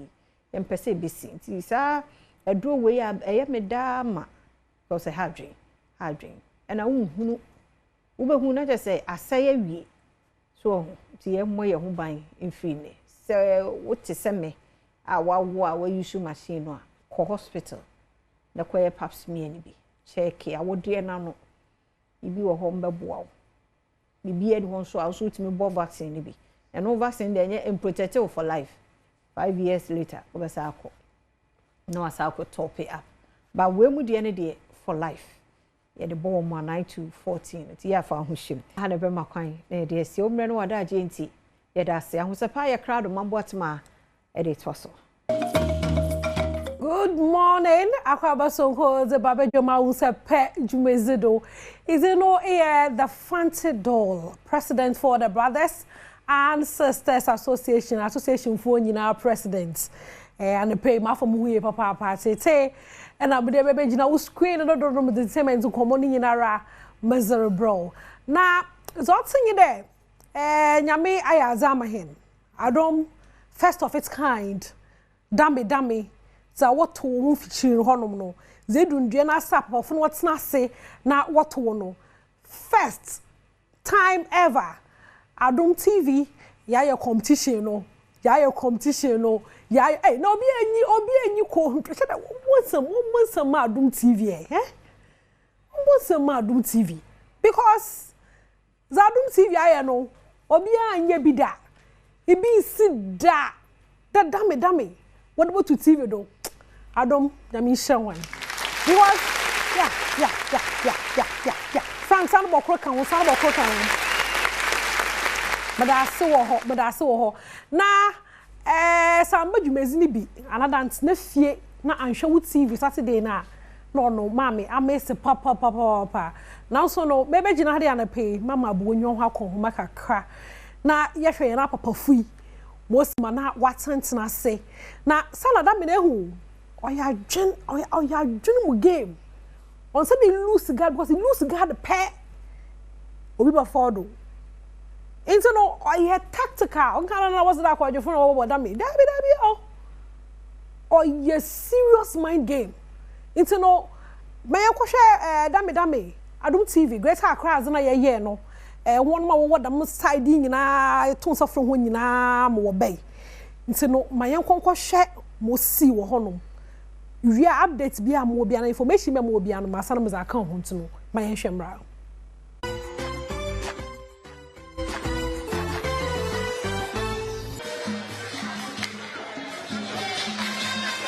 we are no form assemble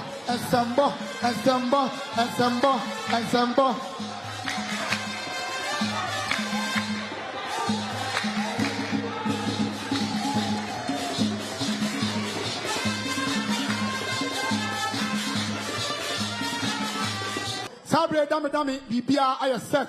Maestro is at commentary position. Count of 3, the siren goes and the game begins. 1, 2, 3. Wait for the siren before we push. At the sound of the siren, all hands can get on ready. All the sound. What the hell is that?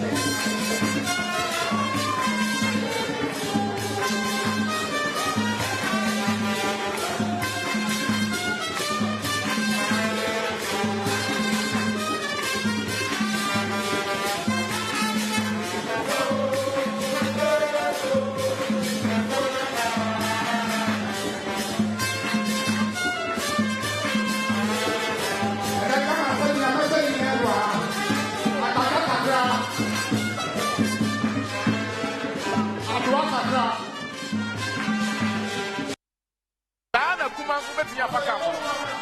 Na but dog me ana me pe wo mo to a wo confidence a wo mo san di asa no. Asa wo me okay. Obi antumi wo mo. Enye so na ba na o take lead. Wo so obi a wa che ba ko. And o san lead board. And nti na o san no. Sana tie. The 10,000 Ghana to me.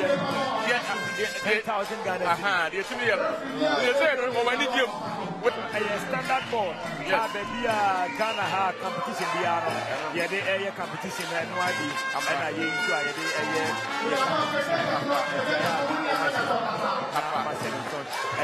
Mami na work we say. Na you go I for one board so. Na ya get when you say yeah, AC Airport. Franco Trading Enterprise, and the Nokia phone snapper, Samsung snapper, iPhone, smart TV snapper, tabletop TV snapper, air condition snapper,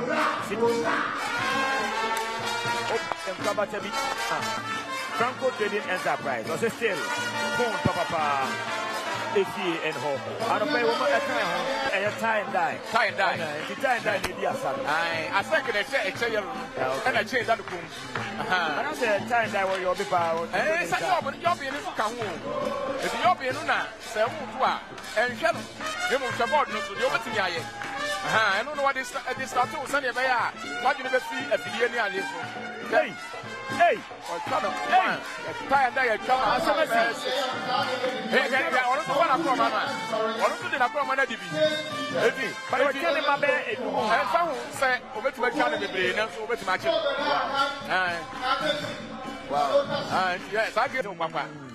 And on Zana, one of our two championship. Wow. Wow. Now, younger board, Monsieur Ehukaka. Board way so akwa ye hu pa san say we nso akwa ye 1-1 we win particular game we na so e ko next ha Charlie you say no okuta na kroma na ne ma na nka obetima win Otega but agro no wakoko duro nso so eka ho ai ache no wache no trap no ode ache no why na ache no ade ewini yachi ade ai Richard o say edi ngunim Wow, oh yes, no, what's it here? Yeah.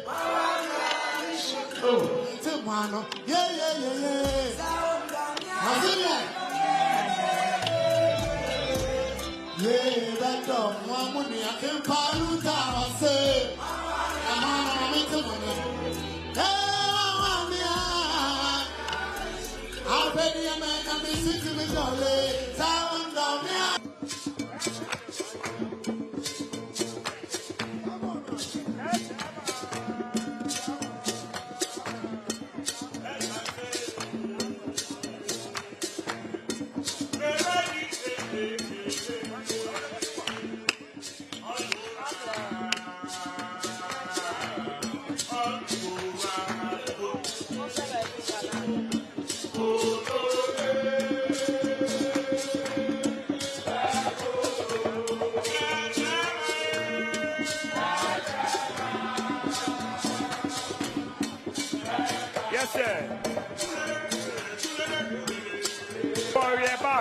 Adom TV. Yes, I saw. And Adom TV, Adom FM. I say so. I branch the college for so acquiring. Me and me chami me need to come your party again and you know chami back up. Thank you, Mama. Alaji. Yeah, the trophy. Background.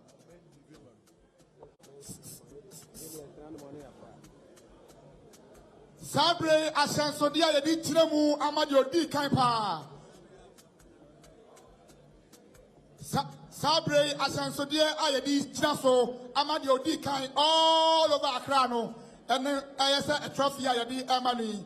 Yedi amawa ja oba ani susu krukru di mu. Amen. Dame, the cow say ato papa. Dame. It's my toe papa. Dame.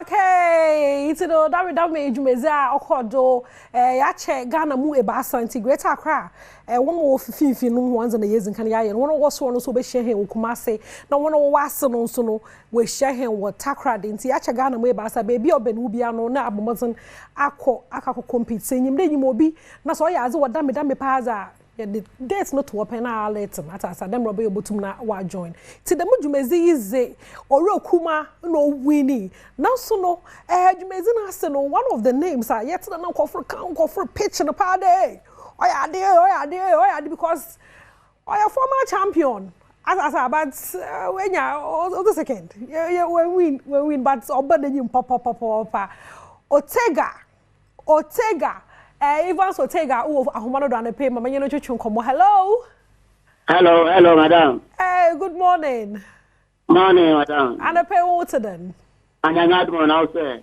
nyame na do mu hu ye na wutilu nkwa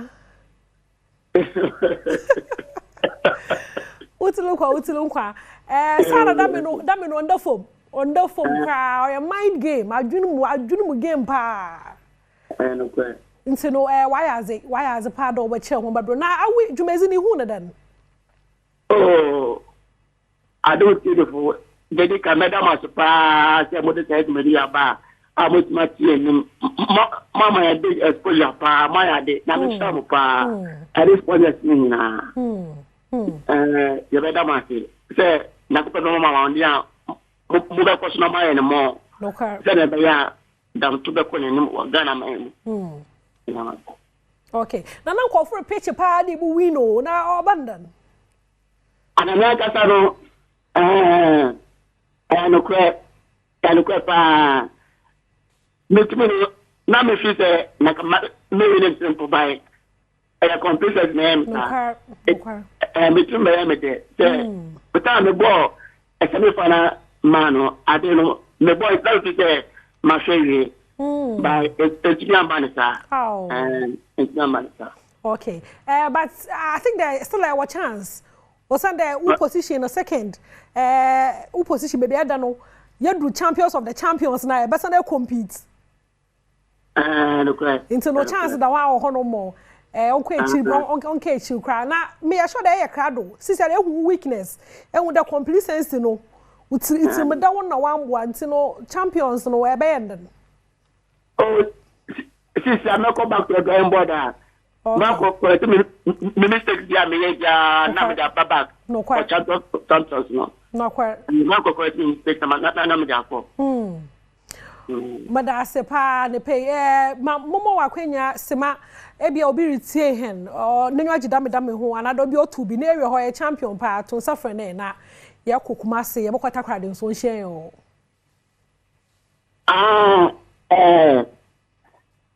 Abacha Badwam mantini na America dey obi rehwe hen na oboda me onyim do ya aza mpepede invite no na o share hen okuma se ana takrade. Okay. Ghana for Mr. Social Adom TV. David Biara we should be a winning dam to be no. Babesha Adom TV. Jumediana Abakoso the Kumasi Takwad no. So to do dam to pa na so the classical national Babesha Obabro no. Na you say obisho be on so ya there. Okay. Otega meda say papa. Yo Mr. Damasi. Na nshamo pa. Wutu nkwansu ebiom. Inteno no asamara nyen dame mateo kwa na mamu bo 2 matches o. Ana asara me boa. Bo 2 matches. Asa menye nungwa bi o se chenu mudu hono na Josaki pitch nungwa bi onsi. Na no nungwa no ya azintimi ka facing. Abuye na masa girl ma down 2. Down 2 times into no takwani no kumasi nyina ye nyina ye hu begim because me wu da sana mo talent just then na mada into no mamu fa da makwenya domanda supporters union for na say morale no you too high nkofu ne serious vitana pa ko fenufa we serious na manda hen sponsors no so ase da hona ase pa da bina bibia ye tonsa from no be hye hen echi wo bo hen ama ye tum na ye zeba muntu mun so free hade ya man carapaholic wansome I say too much love no watch him 1 billion thousand love no was a more bede hey you the videos anya some grabo baba yara ho chana wono no wogina abano no kra no wodo so so hono man no wo inside no I will share highlights ni bi ate Shatawale be perform me The mother will leave the boy on so full stage. Kweku smoke, no hobby, medical. Masa, shaka kana yambra. Shaka.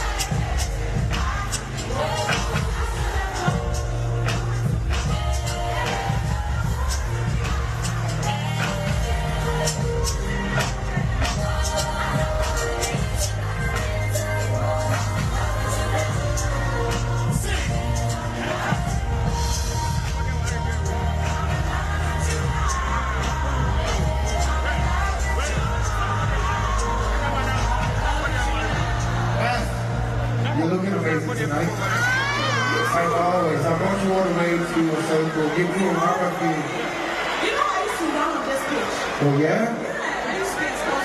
Used to be here.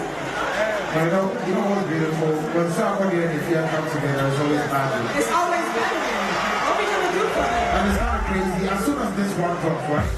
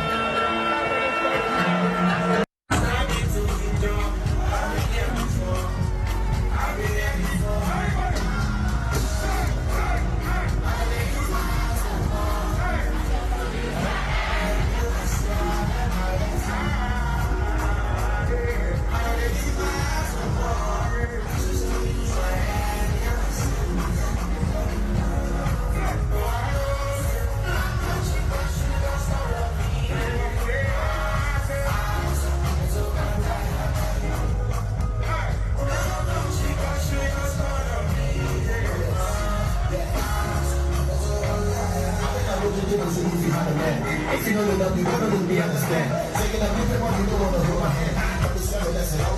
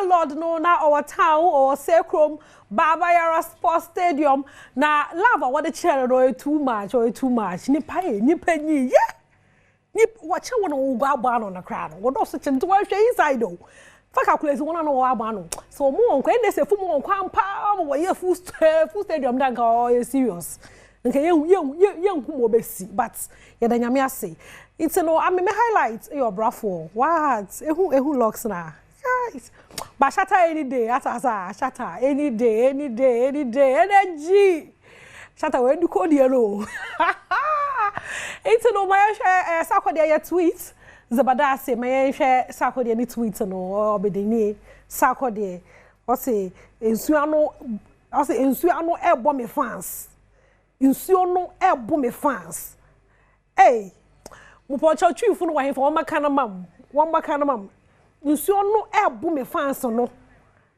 wa ha awurade o say na eha me pa nanso ni ebesi bia ye sak nation medamwase obede ndwe no fans because we chema na nsuno lo to nsuno fans ni jiram na ye jiram den obede landlord yada wase papa for the concert well organized one more ko bi no chema bibia set bibia sound bibia was just so obede ayaze but the be villa faglo no all man flowers but before that na wo asna moboa fans na njina nsuno mu fans ni jina nsuno mu I will share fans are watching on Suma. na what vibe or rapaholic my yen show honum so na yembra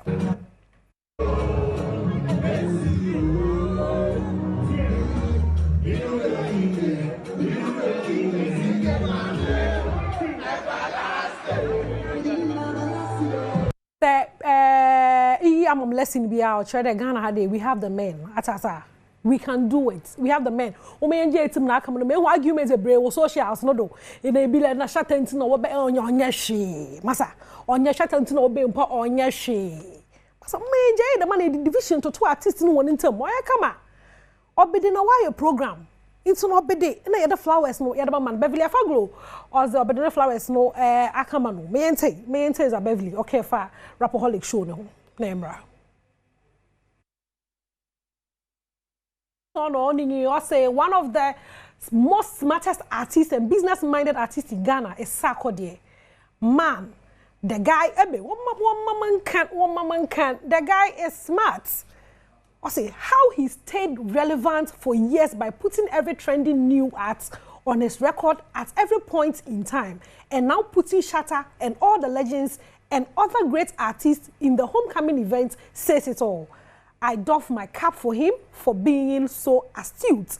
Long live Ghana music. You see Beverly Afaglo and right up or years ma Sarkodie and so far minchu. Okay. O chema the way obede over the years no. O she bra obede benefit tete obede so oyo watch el pa. But don't the one tapo best in there. Most moye otum ohun new act kra na obi fufu be industry na watch no nyina ya nwom na aze na hwe na line up oye rapaholic na ase na ohun de obedo a business minded or smart to no waka shout big time Sarkodie na pay big respects to you adan mu da share my story no I see you as I say over there obedi share story da into no ho asamara nye Beverly Afaglo na zo be ba kan ho enyen na more sordo but answer na mokono una ye kan ya big obede da ma sefa echima on the foam dama star no stardom no on the foam because what dey be na loneliness o ka ho no onya easy how me ente raban I sefa ente remember usually see on TVs no it's like 40%. It's really sad because when you find yourself in a space where you have so many eyes like on you, you can't fully express yourself. Where you feel like you are being drained so much, but you're expected to give and give and give and give and give. And people don't realize that you're human too, you know? They expect you to just be happy. Because there's been so many times that it's like, I'm not even myself. I don't feel like singing, but I have to go and dance for people. I'll go on stage, go and dance for people. I'll go on stage, go and dance for people and come back home and be crying to my mom.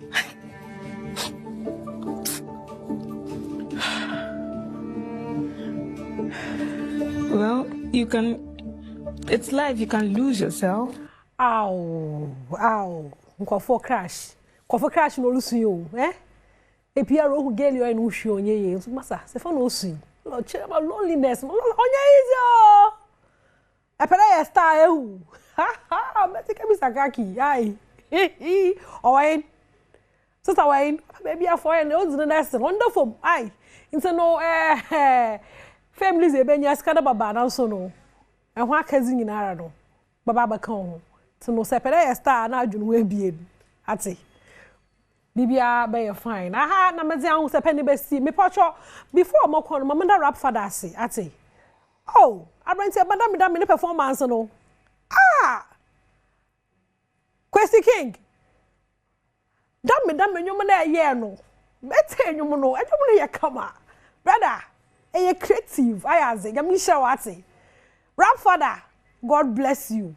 Na yenda DJ alom so ase. Wama azna ase ye de papa. Bibi enyu ho no ma eye na afa nyuma nka ho ole nye de. Tie da ho na ase. Yamisha won papa. Na supporters union fund the basic ma da ho na ase da. Won so no mora na ye high papa wa yazi. Na team multimedia mpode. Hey, we have the men. Atasa. brothers no we be kill men. Happy birthday so nkoma Jennifer entry or Kumase ahojo. E promise no say me happy birthday o say nyame na yemie onbon ho ban mfa mo na omma wa ho nzen bebre on san omma apomoze no so mfa nka ho. O say long live Jennifer. Into no promise us me happy birthday Jennifer entry wa e Kumase ahojo. Aha na me da ho say pe no mezi be season no e the fancy door PRO Thomas squad ni nyina nyame show Frank yes sound and Sarah papa no tell me Sarah Parry na producer the OPD I mean sure I love you so much with the best time me adoma e besa na yeshia Richmond squad ni nyama ko eba me show bia ma sordo asemi yidika inna beka akwasi insia Commander 6 Kano said it then kwa me kan said esimi etia dem ase nyame enhiro bibia so ajebre na wo hwe bedwam on Adom TV na wo twetwam de e de asem dika e hyewe kakra na ye wo other equally important dwumadie bi aye di nti o se de makwan kakra e me no so etimi epiama ne ko e de ma samote ase esa ya hye ya wie ti anya wie de asem dika no edemu a ekosa me de akosi insia ye fa na sekese kuma Kingdom Herbal Center o me na ko fa Kingdom Garlic Bitters of Kingdom Garlic Capsules abadwa so mesra wada awode oju ba bia enje ntidi yade na etiti wo cholesterol e wo soro adura ohia eye Kingdom enupai ebi ubenya ne bitters adaso ubenya ne capsules se de timi etiem bitters no eye ensuo de no na capsules no eye topai ni nyina ye adwuma kro mesra kwa entombom so de eye obi ono pe ensuo de aduro no pe ensuo de obi super topai obetimi amene ultimi emena mpacho jinsuo de no na eso tintin same no ena wuntimi so enum so na petopai de na waje se ne ya bia mu se no ni nyina ye adwuma kro na Kingdom Garlic Bitters Kingdom Garlic Capsules and for New Kingdom Jason Power Capsules memedro we are make a Sarah count New Kingdom Jason Power Capsules and papa mema yosem etimi awiemu de ubegina wo na so abrane ubekwasa babiem New Kingdom Ginseng Power Capsules. O ma be aton do be am store da kwa se be ka bi aton. Wo da pe do mo tu aton bie. Me se ne enu kwa na aduru akoduru ato se santem pa. Cause me mate ase unu ahodi a ewo mu. 0275 804064 0275 804064 and answer 0302 938 153 0302 938-153. Kingdom or no challenger. Alepa yedi enkomo about illegal mining. Any idea say Ghana egusua higher sa. Any idea sa. Ya jio baby enye. Now over the weekend, commodity because so on TV3. Let's credit them. They deserve it. The Minister for Food and Agriculture. Honorable Eric Opoku Elchi Enkomo. No Kasembia a strike my pa tie. Ana enyam TV3 for the code card. What say? Some of our people are conniving with the illegal miners. How can you aid people killing you? Ask Agriculture Minister Eric Opoku.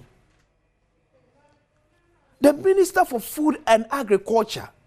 What say?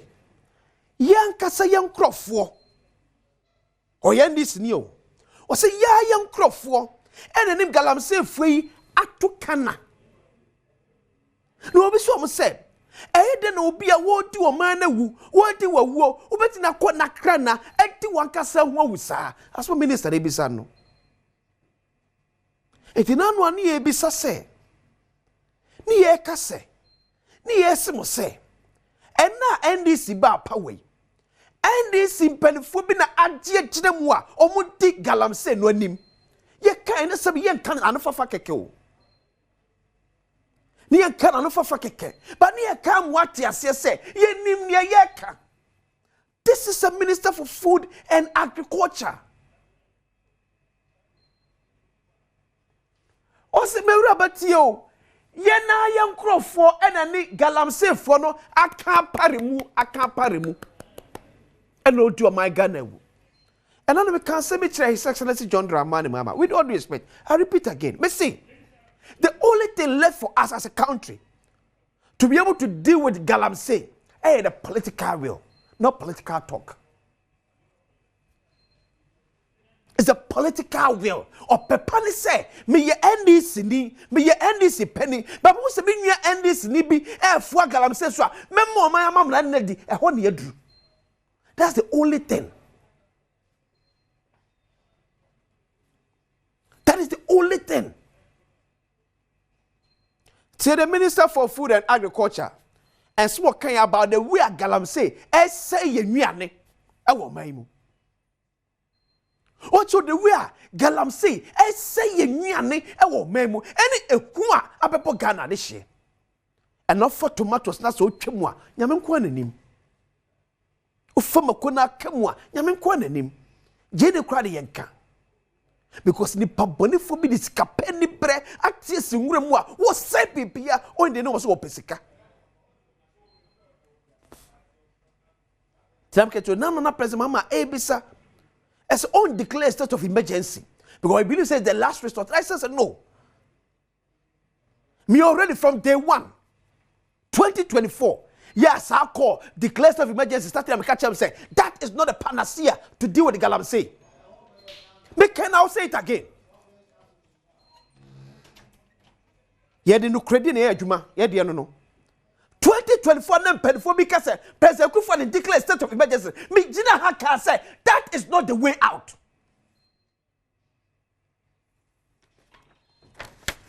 Enye na aban sesa na me sama no. I still stand by what I said. Declaring a state of emergency is not the way to win illegal mining. The political will. And your political talk. Me say you yan for kase man pedi kase. Oh, galamsey, you be this no. The will ya man pedi be ka tell won say me ye NDC ni. It is me NDC penny bi ye galamsey. Me as John Dramani Mahama, leader of the NDC, I will let the Lord deal with that person. That is the way out. Now declare state of emergency nyaso ya for grana do boko. Yeah? Asoja fueni a police we do mo kwa. E fa so be ba so. Ti asuma Minister for Food and Agriculture e kan ye how galamsey e say ye nuane. Hwe video yi. Yes, we are blessed with the gold. Find their ways into the food that is produced. We are doing something that is inimical to the health of our population. When you find the toxins in the soil, say you go to a place like Konongo where we are told that there are very, very high mercury in the soil, you find it there, then what next? What are you able to do for the farmers? In fact, when you find it, it means that that soil must be treated. Okay. You have to reduce that thing in there. It is something that is polluting the soil. Yeah. So you get it out. You treat the soil. But it will be challenging for you if we continue to mine with these. It is. As for the illegal mining, it is not a matter of being a challenge to me as a minister or to me as a citizen of this country. It is a challenge to all of us as citizens of our country, because we are polluting the environment. We are destroying the land. We are destroying our water bodies. So what future are we bequeathing to the upcoming generation? Yes, we are blessed with the gold, but we have to use proper means to harvest so that we don't destroy the entire environment. If it is as dire as... That's the Minister for Food and Agriculture. Mijahon Makona, Mekasa President Mama in opposition can say,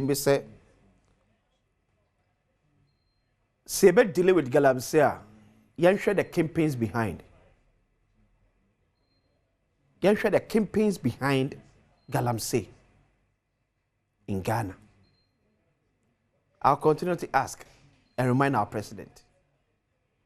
How far any etmia tracy the campaigns behind galamsey in Ghana?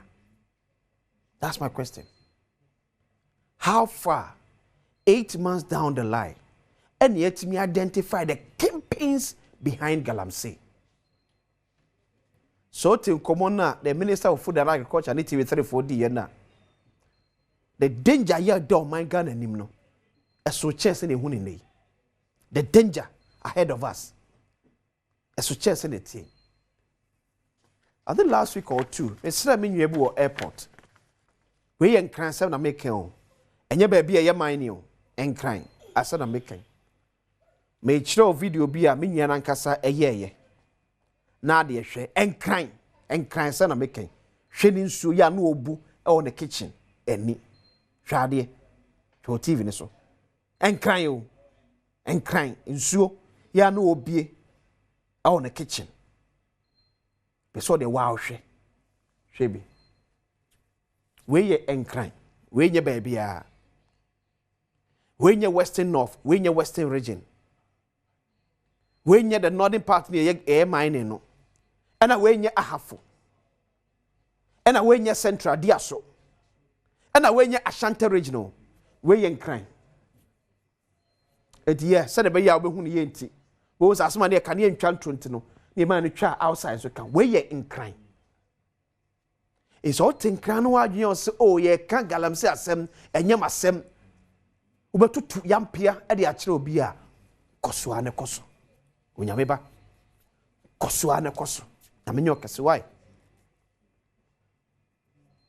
so when my way airport ti obi a onim ayemra na mo no airport asara making en kan no obu nsu a e ba sei no mumie nyina ye nya din na galamse no enwurewure ni padwem ye for a second say kuma Kingdom Herbal Center na kofa Kingdom Garlic Bitters and afa Kingdom Garlic Capsule dia badwa so na bia meka to say drone aso trahwe abadwa so eboa ye se ne be ya ye betimi atu yade ase ye pa emamu a eye Kingdom Garlic Bitters na afa Kingdom Garlic Capsules besre what I say in 3D yade I want to do ju ba bia enye unya Kingdom Garlic Bitters that's a Kingdom Garlic Bitters what the new Kingdom Ginseng Power Capsules so aba ene ye member dro eboa ma member yosem timi wie payo bema de onwani mu ase enka kenwa na mo hwe fira buruchire ene se de Jamaica for man Ghana for member bi na mo gu ani mu ase no ense fata unya new Kingdom Ginseng Power Capsules na aboa mo ate Ghana ni ba bia wo ko bi ate Ghana ni o man ba bia to do bia kwa anse be ka bia to ati for frame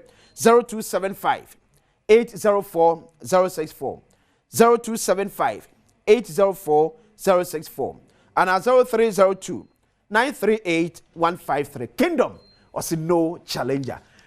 Yali pese bu eto aso asem di kadi emidin ni akwasi ensia background. Yeba bu nyina wache makwa babiem emfa emra bedwam dubade so on Adom TV live on DSTV channel 280 Go TV channel 119 Multi TV this year live and so all social media platforms you be search for Adom TV on YouTube Adom TV on YouTube. And say oko your Facebook I search for Adom TV Extra and I say Adom TV following so Big 6 on Facebook na entirety only live stream na share mo bintim nya bi enhwe their comments effort to ase ye begini akenkan e the amount na ma fa happy birthday call from Kwame Poku CID Kwame na e wa woda ya wish you all the best Yakopon enhira na onyo kese ko ise obeye kese pa ope National Youth Organizer the bre ewo NPP amoyokon. We wish you best Nyakopon ma you can fa ho no embrem. So once again happy birthday Kwame Poku CID. Awe for trust e bedi enkomo no esronko. Said they fly no out unu udi kan hu ye no. Bekaya last Friday the Minister for Lands and Natural Resources Honorable Emmanuel Amakofibua onukwa say Acting Minister for Environment, Science and Technology a pow chumedi bi ho entuma ene say afede Ghana ensuo so ye kwaye wa woduro mu abeye security zone na ye ka security zone na say to de be na say BBC abekọ a na police for agiba bi mu say ahade a security area ye mahodom sane say penfo ne say wa wonim na abekọ Ghana ensuo so kwa ye mining na so ato man amamra okọ kwayem so kwa ye mining what were my amamra. So the question you say, how will a bit mere delay with the fight against illegal mining? But quick country, the Minister for Lands and Natural Resources, Honorable Imana Abakofibua, and the Tujabra no power, Jumedi Hontuma.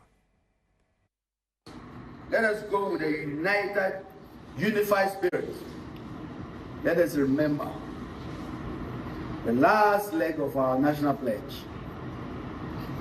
And I pledge myself in all things to be faithful and loyal to Ghana, my mother. Every morning when you are in the cause of defending the people of Ghana, when those unseen faces knock at your door to try to compromise you, remember every day that you have pledged to be faithful and loyal to Ghana, your motherland. The children that are all having all these deformities, those that are dying innocently, all the villagers, innocent women and children who are drinking this poison, the hopelessness of thousands of people who have no water because the source of our water, the forest, is being destroyed. It's in your hands. This is why you are here. My friends, the people of Ghana are saying to you, you cannot fail this time. And we will not fail. Yes, sir. And you can trust that His Excellency President John Mahama is back cheering for you to win. Minister for Lands and Natural Resources, Acting Minister for Environment, Science and Technology, the Member of Parliament Madishewo Elembele constituency. Honorable Emmanuel Ama Kofibua and Amotene Kan. So on our discussion table here, Gordon Ama or a General Secretary at the Ghana National Association of Small Scale Miners. Sanso Ena Ama Mawusi and so a Director of Communications at the Ministry of Lands and Natural Resources. Then Erastus Asare, our own man, multimedia same training. We need penny for an piano more air training and so Erastus by joining via Zoom. Somebody can say I'm at as a Gordon, so at as I'm about this is your first time on Adom TV. Yes, it is. Akwaba. Gordon, what there? Ochedi upon the admin. Yes, only I know that here. I know that here. So, what you mean, say, I'm a mamma say so, sir, declaring river bodies and forest zones, security zones, no, as such they say. I can say me that say, Michia, Gordon, so ne, my chef for ni motive for you now. You can say. We declare forest and forest reserves, ne river bodies no as security zones.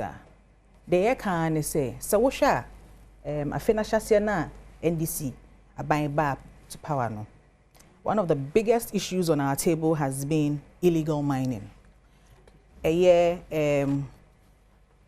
from a good day to ne kwaya amount for faswa omuditu.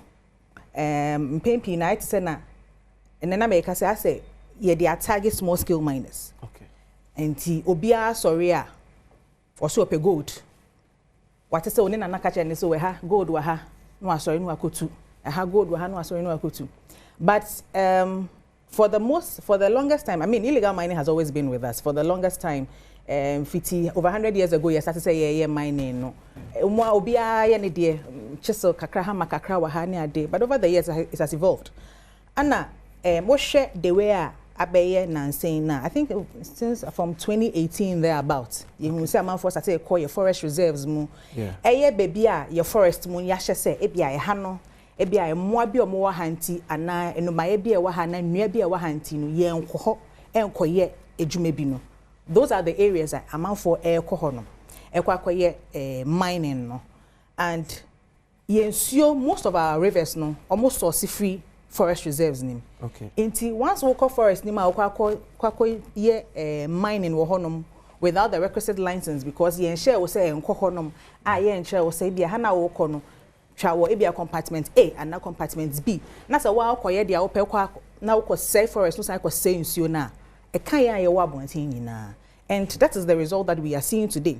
And most of our rivers I say eni aye brown insu anka say ye blue say ye clear no bebre na ye aya asa ya ateche ana nnua na say ma ye nkwa no so a ye tebia ye ka say once the last tree dies the last man dies ye nnua no ka ho na ye nya nkwa obu nnua no mo say nnua no without any plan to reclaim enti ye ba ye den hyehyɛ bebre atototo akwan mu ye ni stakeholders aye engagements bebre friend is saying license regime no crampo no we are overhauling that whole process emra ye sha policies ni regulations a ye dey mining no crampo no we are reviewing all of those policies and we've had extensive stakeholder engagement on that afei so yaka say yes anema na no ye dey strengthen law enforcement into because emra wo ho into yaka say men ko ha you're not expected to go there all of those things yes they like never be to akwan but as still man for your margin say dey can monte omo ye galamse no but one of the things that has been very strong in this whole conversation from the beginning of the year is the political will and President Mahama ne honorable Makofi Boaka said look found ne party awo so we party A so we party B so we NDC so we NPP so we CPP so we hwan yen ka say nko han koye mine na me nkoye mine inti ye dem no na to ho na wie ya provide alternatives ni ade na wie na yet we are seeing the results na still amount for your margin so money no omunti de ye ka no last week ye ne NIMOS the National Anti-Illegal Mining Operations Secretariat omukoye training bi and Yakwako Commission training no Anna Honorable Makofi Boaka said look this is the mandate from the president.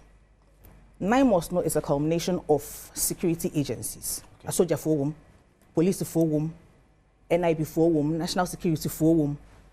Omuni na security agencies in yakaka mwabum. Into more kwa they are going as one coordinated security task force. Okay. Now what we have the mandate that has been given to them is to say forest reserves in Sioso are security zones. Ye can say yen share obi se onko forest reserve enko ye bibia na ye hu wo hono ma watumra. Okay. Protocols are e wo hono in terms of the security zones no that protocols will be established. Okay. It's ye hu se wonam forest reserve. O Sioso enye se nsuo no twa nsuo se maybe am 3 points A ko points B. And I say be a fish. See, most of them are count to mean fishing also. It is say, ye who saw one among you, so I will get chamfan, I will get away, I will quack away mining once you know. Protocols are my establishing with the NIMOS no. So protocols will be. And into the minister say they should deal ruthless with Galamsey Ford. Me pacho and obeying day. Ruthless near them. Ruthlessness say you can't ruthless yen found one show. So no, yen found one show. Etutu bebem.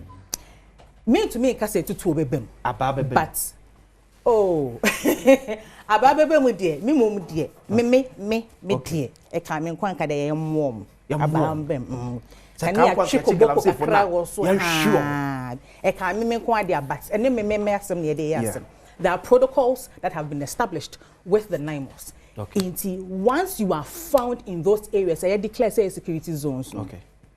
Mate Mamima Erastus aside don't call and so Akwaba. Erastus, good morning. Good morning. Na boko de. You want me ahoye? Nyame advice you ahoye pa ewa ha. It so already said they come where where there were Amama we see Director of Communications of Ministry of Lands and Natural Resources ewa so and Gordon Ama General Secretary Ghana National Association of Small Scale Miners and so what do you Minister say you're ruthless on illegal miners? Is that a way to go?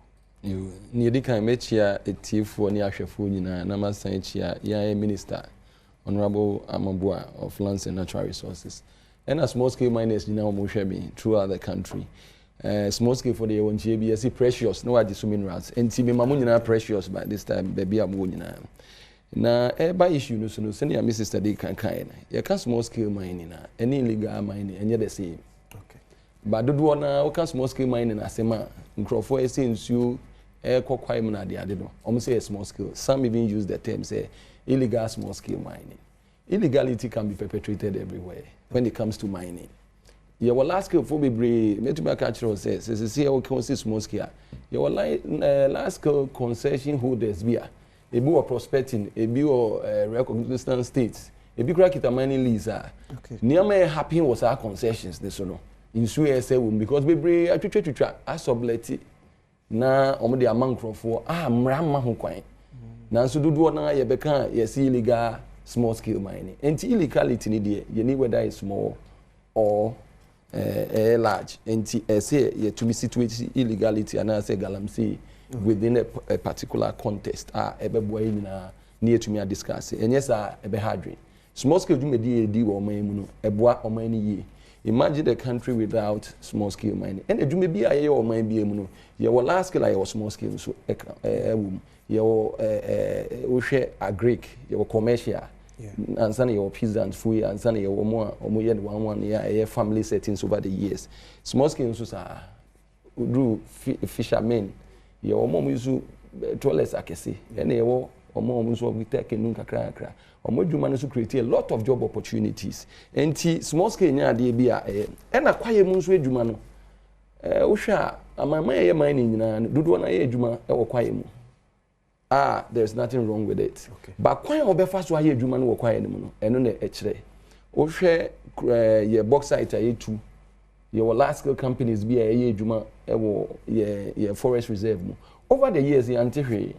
If say in shisha e de amo nyina no mu nyina ye den ediso nanse ne ebehwa obia sori ya no wewura forest mu all mu nso no akotwetwa ne nkete and yemfa small scale miners.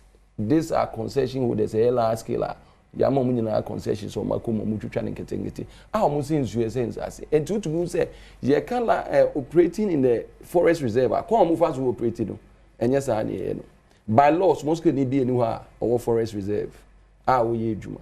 Enti se o situate small scale I say wo akole bi ofie se bi se ono no wi ade ofie nti bibi ebesi bi obi twem kura kofa bibi ya na ye de ahye no. Okay. Enti I see a distinguish. But senior minister aye no previously I think 2016 2017 MPP aban maso no or the ban the two small scale miners so. Yeah. Yeah, the taboo 2 years to the extent say 6 months baby did 2 years. So what are the conditions into your body kind? The same thing water bodies air say. In Suya say I become when say that political issues any the band the 2 years na so. Since he has not been doing so be within the systems I set Vanguard, interministerial committee, drones, tracking, all these things. It's declare red zones and all that. No go area in forest reserve, red zones at the water bodies and the other. But then you see, Yababe drew 2024, 2025. Yasan said the same thing. And so you see, why did that system fail over the years? Government needs to share the good so you then the Austrian film. And the systems now, then it is based on the Austrian free pass. But what I am seeing, and I say, I have political game. We blame me. But the country, who are watching from 92, ABC, 2 political parties, they handle the country. And NDC, MPP. So if there's this issue, I say, I accept to say, and I said there have been failure. Then a money say we one position, MPP one position, as we send your casa. Okay. Or Abemus as we send your casa. The same way this opposition as we send your casa or government one as we send your casa. Naturally, say issue never one casa. You issue now and change and a normal daily politics there. But a quiet small scale minus the yen share this. Near minister can say this areas water bodies security zones no. As in Aboa. If you say insure who is small scale miner and also a miner no ye juma he insure the juma. The stability levels of insure na is such a way say who the juma kure ye adentia. If you say insure ni epika who the juma sikadodo we so recover na insure no fa ko. Enti yen kura small scale miners na dey high not some time ago the task force ye de boa ye pa e ma insure ni bi a ye juma na niti a Ghana Water Company any year collaborations a lot. Say since we are in most for aka say no we share ye share collaboration any be enti ye ankasa no ye will be a friend monitoring team na they call rounds anywhere I be who sa issues and infractions quickly no need lazy to the necessary yama. Until we need to deal with the issue. Pa senior minister can ya hwe na ya as ade kukwansa and I say we pretend to fight it na ebe wi echire no insume cry ebe hadwe. It is so much mo na mo wo e form ho no. Dear na free say the last time we hear the same thing any e failure. Ye betimi apeke ade aka na ye. I think say near the kind issue of galamsey and as illegal mining national challenge. Okay. Now solution at the local level. Okay. And you see a share instead of taking it from the national level, no, yes, you take it from the local level. So what are the low hanging fruits? Senior minister, you know, you must be a license. Say consume and say koye juma. And you don't send your the first step is okay. How do we sustain it? Okay. Sometimes no, we hear declarations no what. Nipa na ebe kwa koye juma no. How do we sustain those efforts? Say I catch them say I red zone, making sure say be juma. Meanwhile, in Suya Ghana hands do super. The number of military I want to answer the whole in Suya so to me a cover at a given time. So you need a backup from the local level. Okay. And to local no, the presence of the states at the local level the district chief executives, because they are the head of security at those places. Yeah. And it is, although the national level here, you know, the district should support, but those that are in that district, almost support ever from because almost feel say they are not integrated into the national plan in terms of enforcing the particular way directives now they are man. Okay. And most of them normal relaxing kakra. And to say effort no. You who say, oh, opinion the free so and then juma. Okay. And no, and see a shift from that. That's why I say it's a national challenge, but the solution is at the local level. Okay. So this is one of the areas. Best about to say, I may call Erastus Sasari don't call one. Erastus what to make a cover BM. Major Zuminia. Okay. Eti utie minister last Friday or say a failure or declare your forest zones. And a river bodies as security zone. Ti who no hono mu dia or say a soldier for the security for the two more elcumno and no bedi no. What the mining a chi a paraport on bebre? Do you think it's a way the way to go? Well, I agree with it. Maybe to me in principle, and I have posted it on my page before. Said. Though we are looking for an emergency, a state of emergency, but let's see how security zones are enforced this time around. Though I agree with it in principle, I want to see how it will be enforced. Okay. Ninyina mono sanya ye be shemu kinano ye be mana ye adwuma no eno na ya na the problem ne bawo. Oh. Yebe kano fe ye declare no security zone there ultimi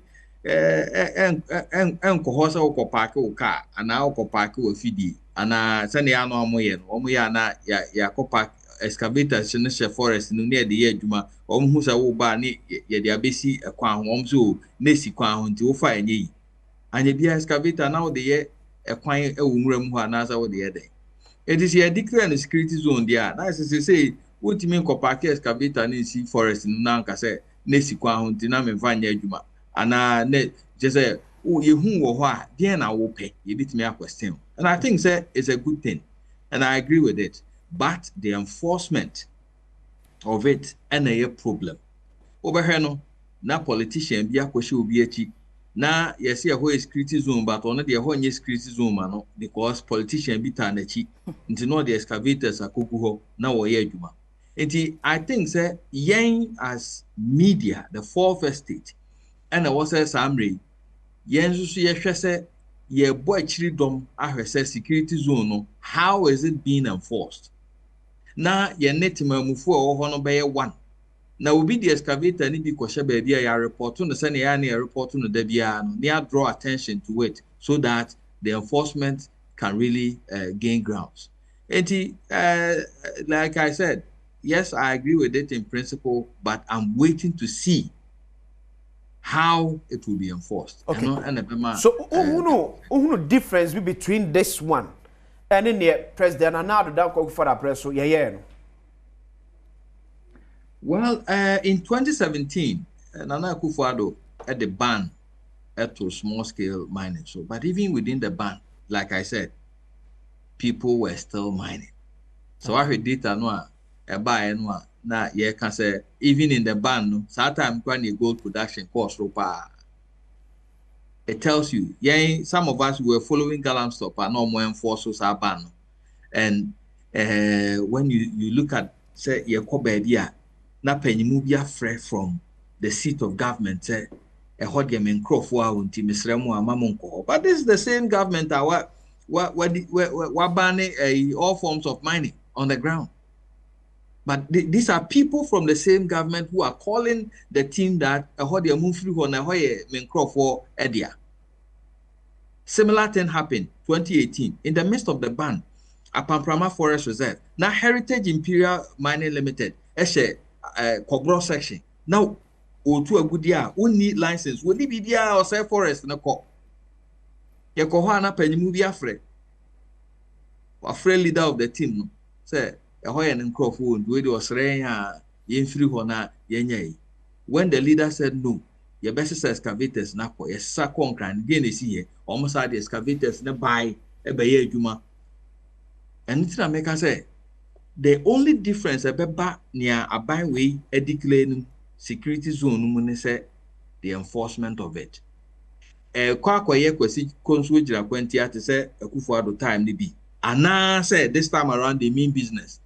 And when you say a whole security zone, you whom excavators or no matter who the person is, whether a party executive or a party chairman or whatever, the right thing must be done.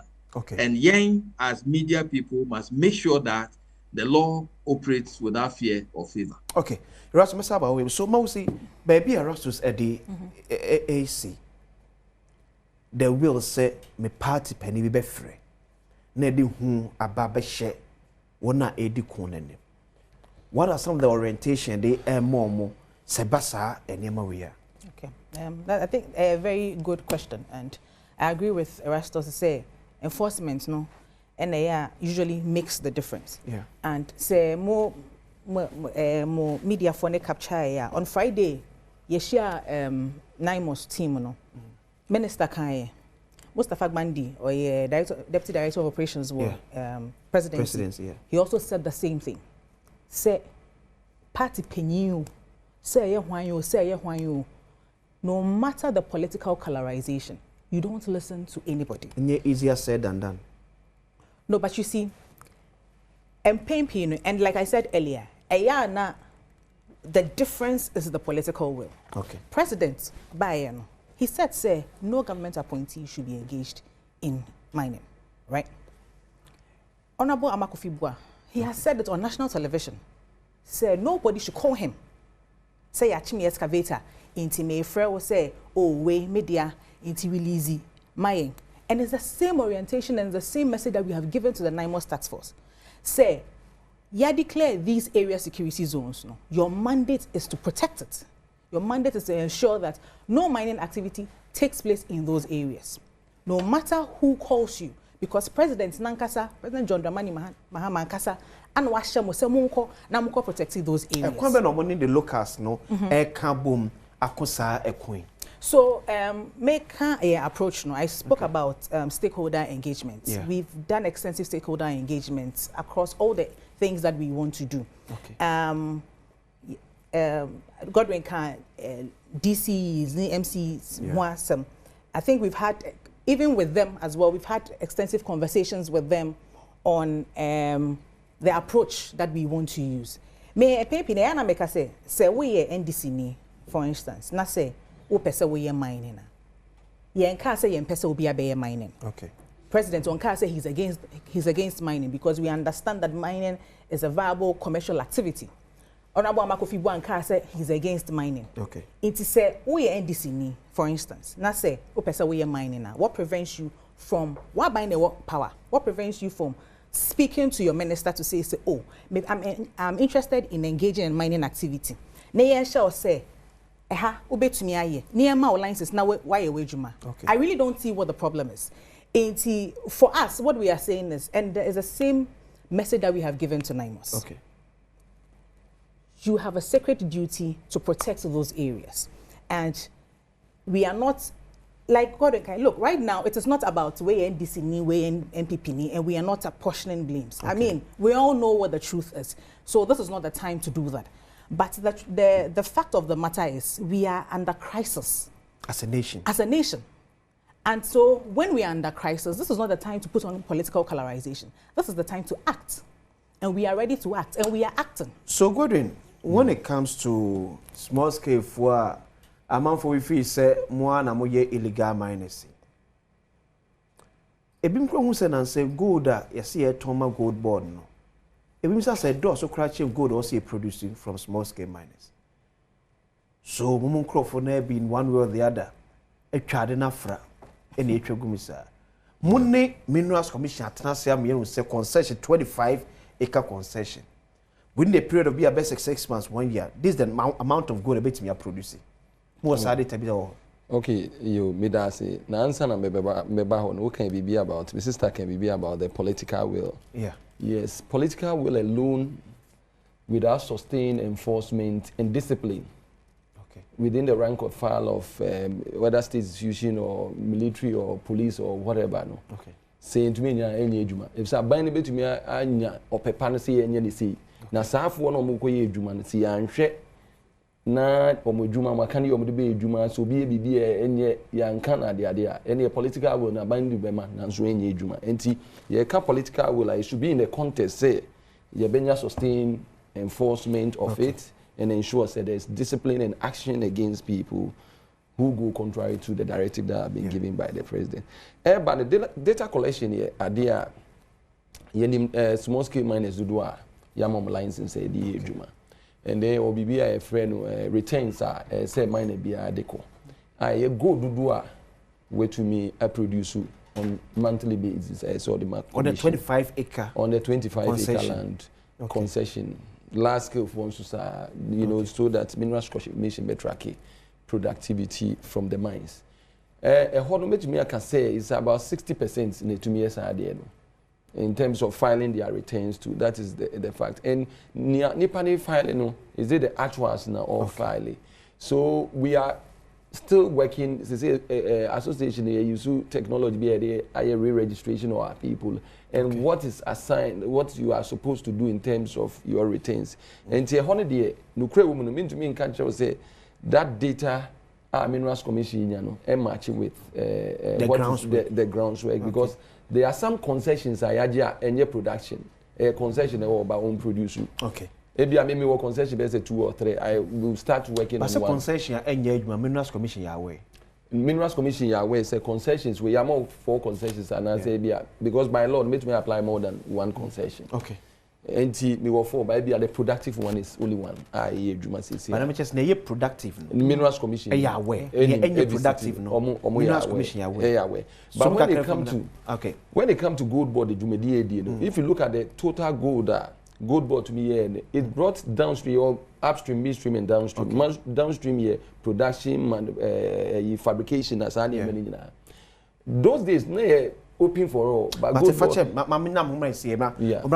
if I'm Gordon Ama General Secretary the Mass Small Scale Miners Association or the guso no watch one bedroom die ye there one by see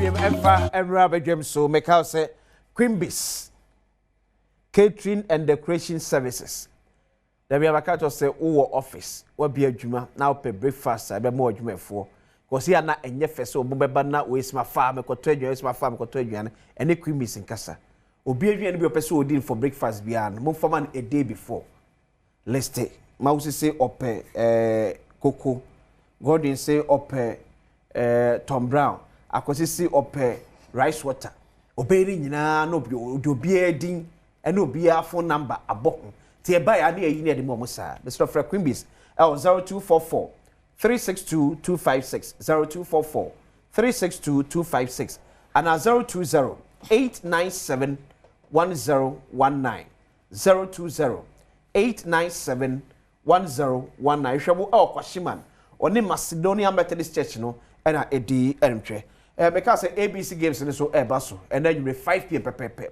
to be you say select 3 letters from A to Z unya letter ba ko say ebo a wodiska unya me na ebo a wodiska me sabode de we am ka cho beto share so but this sika de buburuja enyu FFM dial *262# *262#. But time slot no, yes, select 5 p.m. because on Adom TV, yeah, live draw no.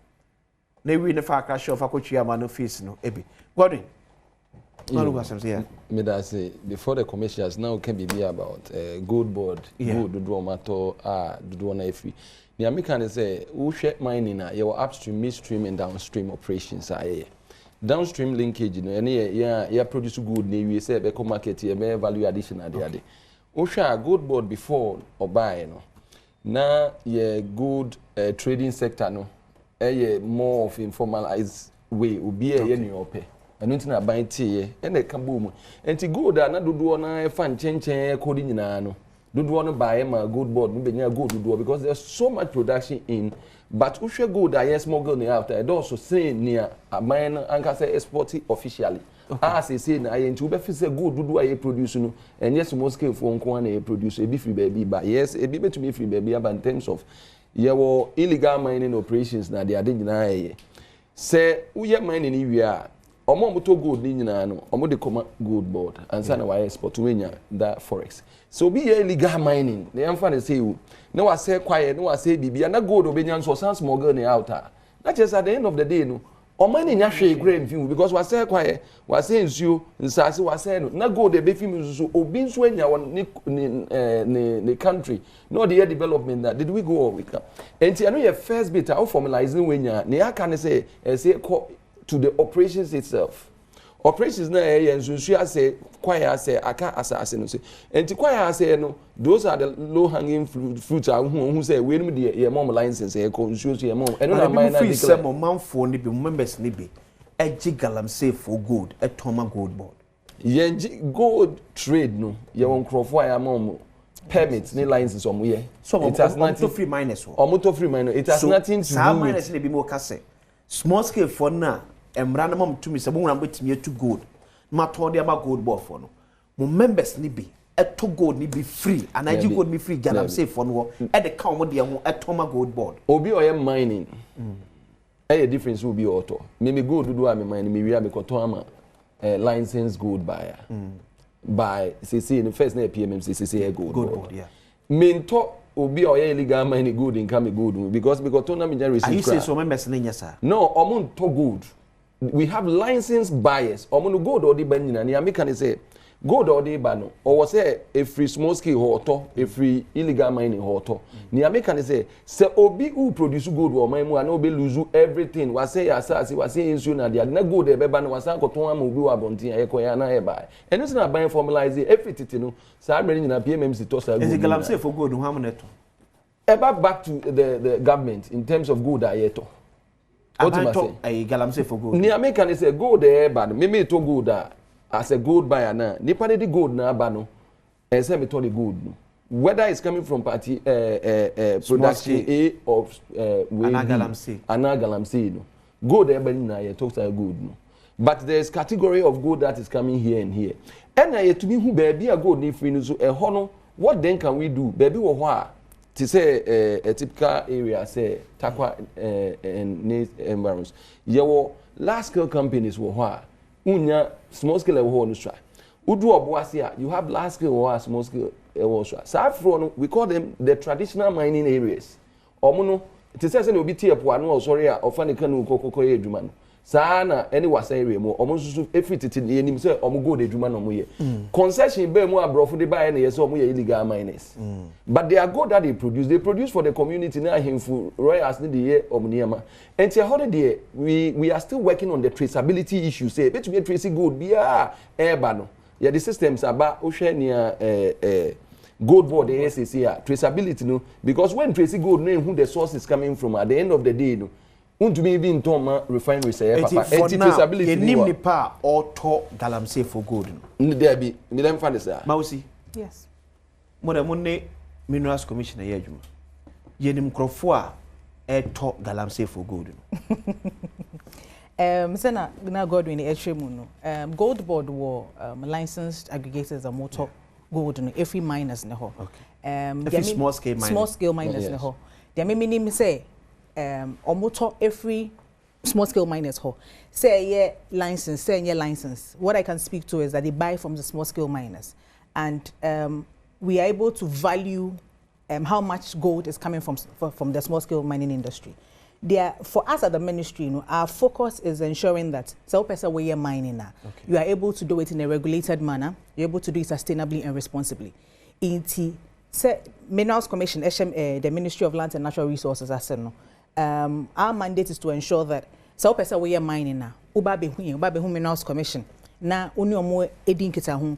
Then the work ma acquire a fast way ye mining no regulations that were documentation is say we no much show now why now when you have license now one mine you can friend say you can get the gold to the gold board na sana god na ye kan na abai no enya ho emphasis the challenger ye face one is say encrophobic nam kwati kwan so say yen sase in the name of gold mining ekwe betimi afase mo jai ba akoye say omutu gold na yenye so salisa o two and na se count sem na se metu na se obi antobi anto dia ebedan meka there are two ways to look at it. So if we can't deal with that there then it means you fight ni bia na kwa nkosi be bia wo akwasi there are two ways to look at it. Oka say omutu na se yenje a they will smuggle it out. The country will lose revenue. How?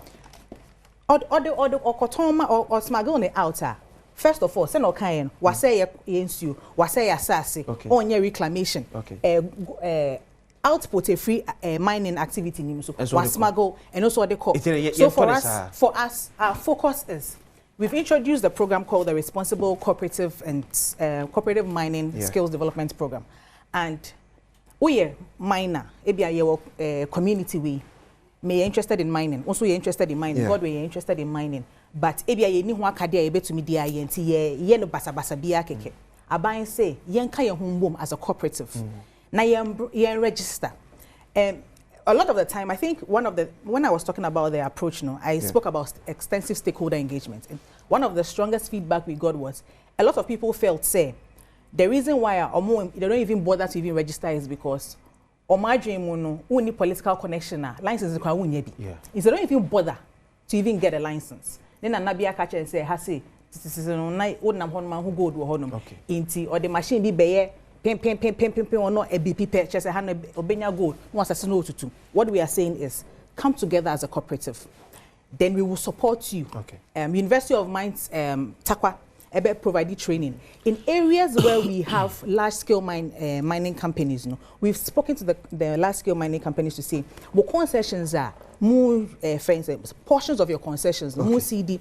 Last week you call Adamus Ewelembele or more pets be over 10 years it's been idle or more used to pets. A lot of the time what happens is ABR at the company level at large scale ebia pay 500 ounces and na commercial man but it has say no obenya ebia only 100 ounces. It doesn't make business sense for them to mine that area at that particular time. What we are saying is give it to the community. The tension that we've had in the communities bebre na yesanya we yeni yesase so me ehana ye wo me sometimes the fact say ene onya 100 ounces na nchire say oja tuo kakra wonti menya 500. Oh, but you see, and I make a say, for the most part, a lot of the tension that we've had with communities, large scale mining, comes from some of these things. Because mineralized area, they are large scale mining. Timemufo na ye tikrom hono. Yes, ye pasi ye mining nibi.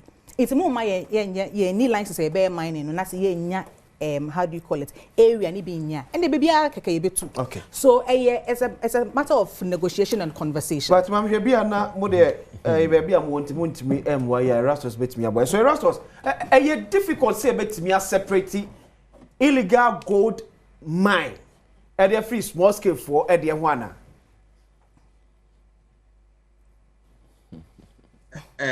Many Edru baby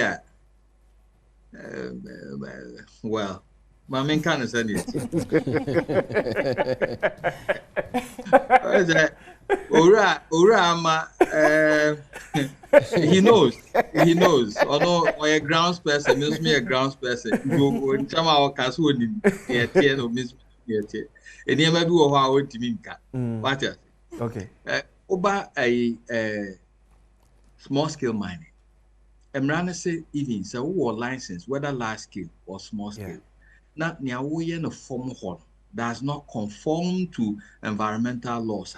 What you're doing there is illegal. Illegal. I na a friend Galamsey. Maminchro. Small scale miners be bree. Where Ubako grounds. Ye indicate ye ma license na ye chow baby I would license in the mine. Because who can present data, baby I will mining. And when you also be a license. It's the amount license now, the amount geolocations on the license. Site plan, no. A chow baby, our mine. When you go outside of it or you use the license for any other mining outside that, illegal. There are many small scale miners like that. Obeko failed the horn. That's a mining outside of concession. Small license. Yes, license or the bachelor. Okay. O check it geolocation. They check it. We be able to be check it. Generate a whole geolocation. But send a tier. But to compare what is on the license, you see, say totally different. He's mining way away from where he's supposed to mine. Bebre obu oha oje license for area A. Okay. The same license now. I don't know. Obi aba no the bachelor no, but enya hono mining. For the mining, so many places, license back up. A 2% also no license. No, they are true. But then you want mining. So now back to the question, Rasmus.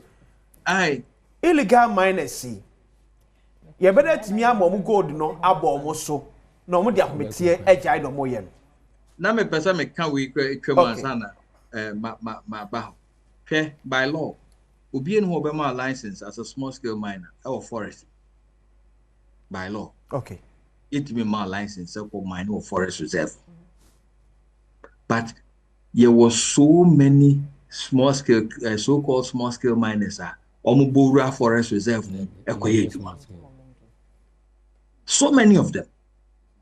That is why we are lumping all of them together because they say, who name near small scale miner, now who name your mine or Galamsey. So Mr. Ama will be or say or members be or ye proper mining na ye kohon na ebe hu say the mining or ye proper the geolocations in I after o ma me baako ye beko me train no yako o ma ye baako ye beko me train no yako I was say Mr. Ama and Mr. Peprano who be they should help who person we ye mining and run say go and do your exploration and everything. Present your data to the Minerals Commission. Get a proper license. Stay within where you are supposed to mine. And mine there. I'm also respond with the mouth. When you are done. When you are done. I think so. Where you. When I'm also respond with the mouth. Okay. You, me da Erastus say. I think say u generalize BBS to the BA. Mamu obisa. Say uka ubi oye small scale is different. So u trespass yama geo-coordinated area. No movie away uye illegal mining. It has nothing to members in no omuye within their concession. Maybe our the concession. Oye nejuma. But sometimes the difficulty is say some of the people who call no be a pit kesiye. No ye juma. No ye washing recycling ponds na dia ye trapper TV so ye so pollutants you. What you must say, forest reserve or cano. Obi ayamano last skill so onko ye adwuma wo forest reserve mu na wakọ employ microphone we twa nkete the amount it has nothing to do with small scale. The person is perpetuating the illegality. Oh, this small scale concessions so rule of engagement no wo ho yenka say your data and send our babaji. There's a blockout area. The Ministry of Lands and Natural Resources, any Minerals Commission, a block, he said, this is a designated small-scale zone. And you normally watch here, a green, and work at the start. Okay. And within the green, we are apportioning concessions for. But New York, and just a small-scale phone in your friends above one a buo. Baku mienu a debate to me. The same way in every organization and every industry, you won't crop even within the media. Doctor for a system, lawyers, BBA, everywhere that you have human institutions, there are people who do that. And na me bisa Mr. Amas. Miss Obetumi aba amiako. Omo awoso omo ye correct mind ya Obetumi aba amiako. You know. Omma me bi. Odo pass say e o mention be say two names be. Uncle Q8. No mention baby a omo ye adwuma. Omo ye adwuma wo here. Who go there? Let me man the Q8. Also o ma Q8. Also me adwuma we. Omo adwuma wo udru care bi mu wo after Osino aircon. Obehu say Q8. Almost 25 acres dem on no. The recycling ponds, the investment they've made. It's not about some of the things we say on radio. No, you're generalizing. But when you come to the ground, Mr. American. And Osino American. Osino, they are mining in a settlement. Who is the person mining the settlement is not a small scale miner. I'm wondering whether that is what you should know. On small scale miner and mining settlement, OB mining settlement. Within small scale mining space, they don't give you settlement to mine. And to be on mining, illegal mining. Okay. He's not a small scale miner. Okay. You should get it straight. Small scale is different from illegal mining. You're wrap up, Pedasi. You're wrap up. American, you know, say, you're the right thing. Okay. You're the right thing. It pays to do the right thing. One kasakra what your license no that's a wo the right thing. Wo kra no na we invite journalists. I'm ready am here wa. Na mfanye good lesson. Yeah. In 2015, na small scale miners bebrio they were doing fantastic jobs. I cover me cover. We can do it. Yeah. It yenye ya my license I don't go outside the license and mine. Erasmus Asari don't call multimedia some training. Ama, how worried is the minister? On now. Thunder. Who say the worry? They say the rate at which because the rate at which Ghanaians and Kasai indiscipline towards our water bodies. Okay. If you want the cities, who cities be crying, you see what cities look around air fine. Gordon Ama, General Secretary, Edinburgh, Ghana National Association of Small Scale Miners. Ama. We see MCA, Director of Communication, Minister of Lands and Natural Resources. The Erasmus Asari don't call multimedia training. You don't see what's not.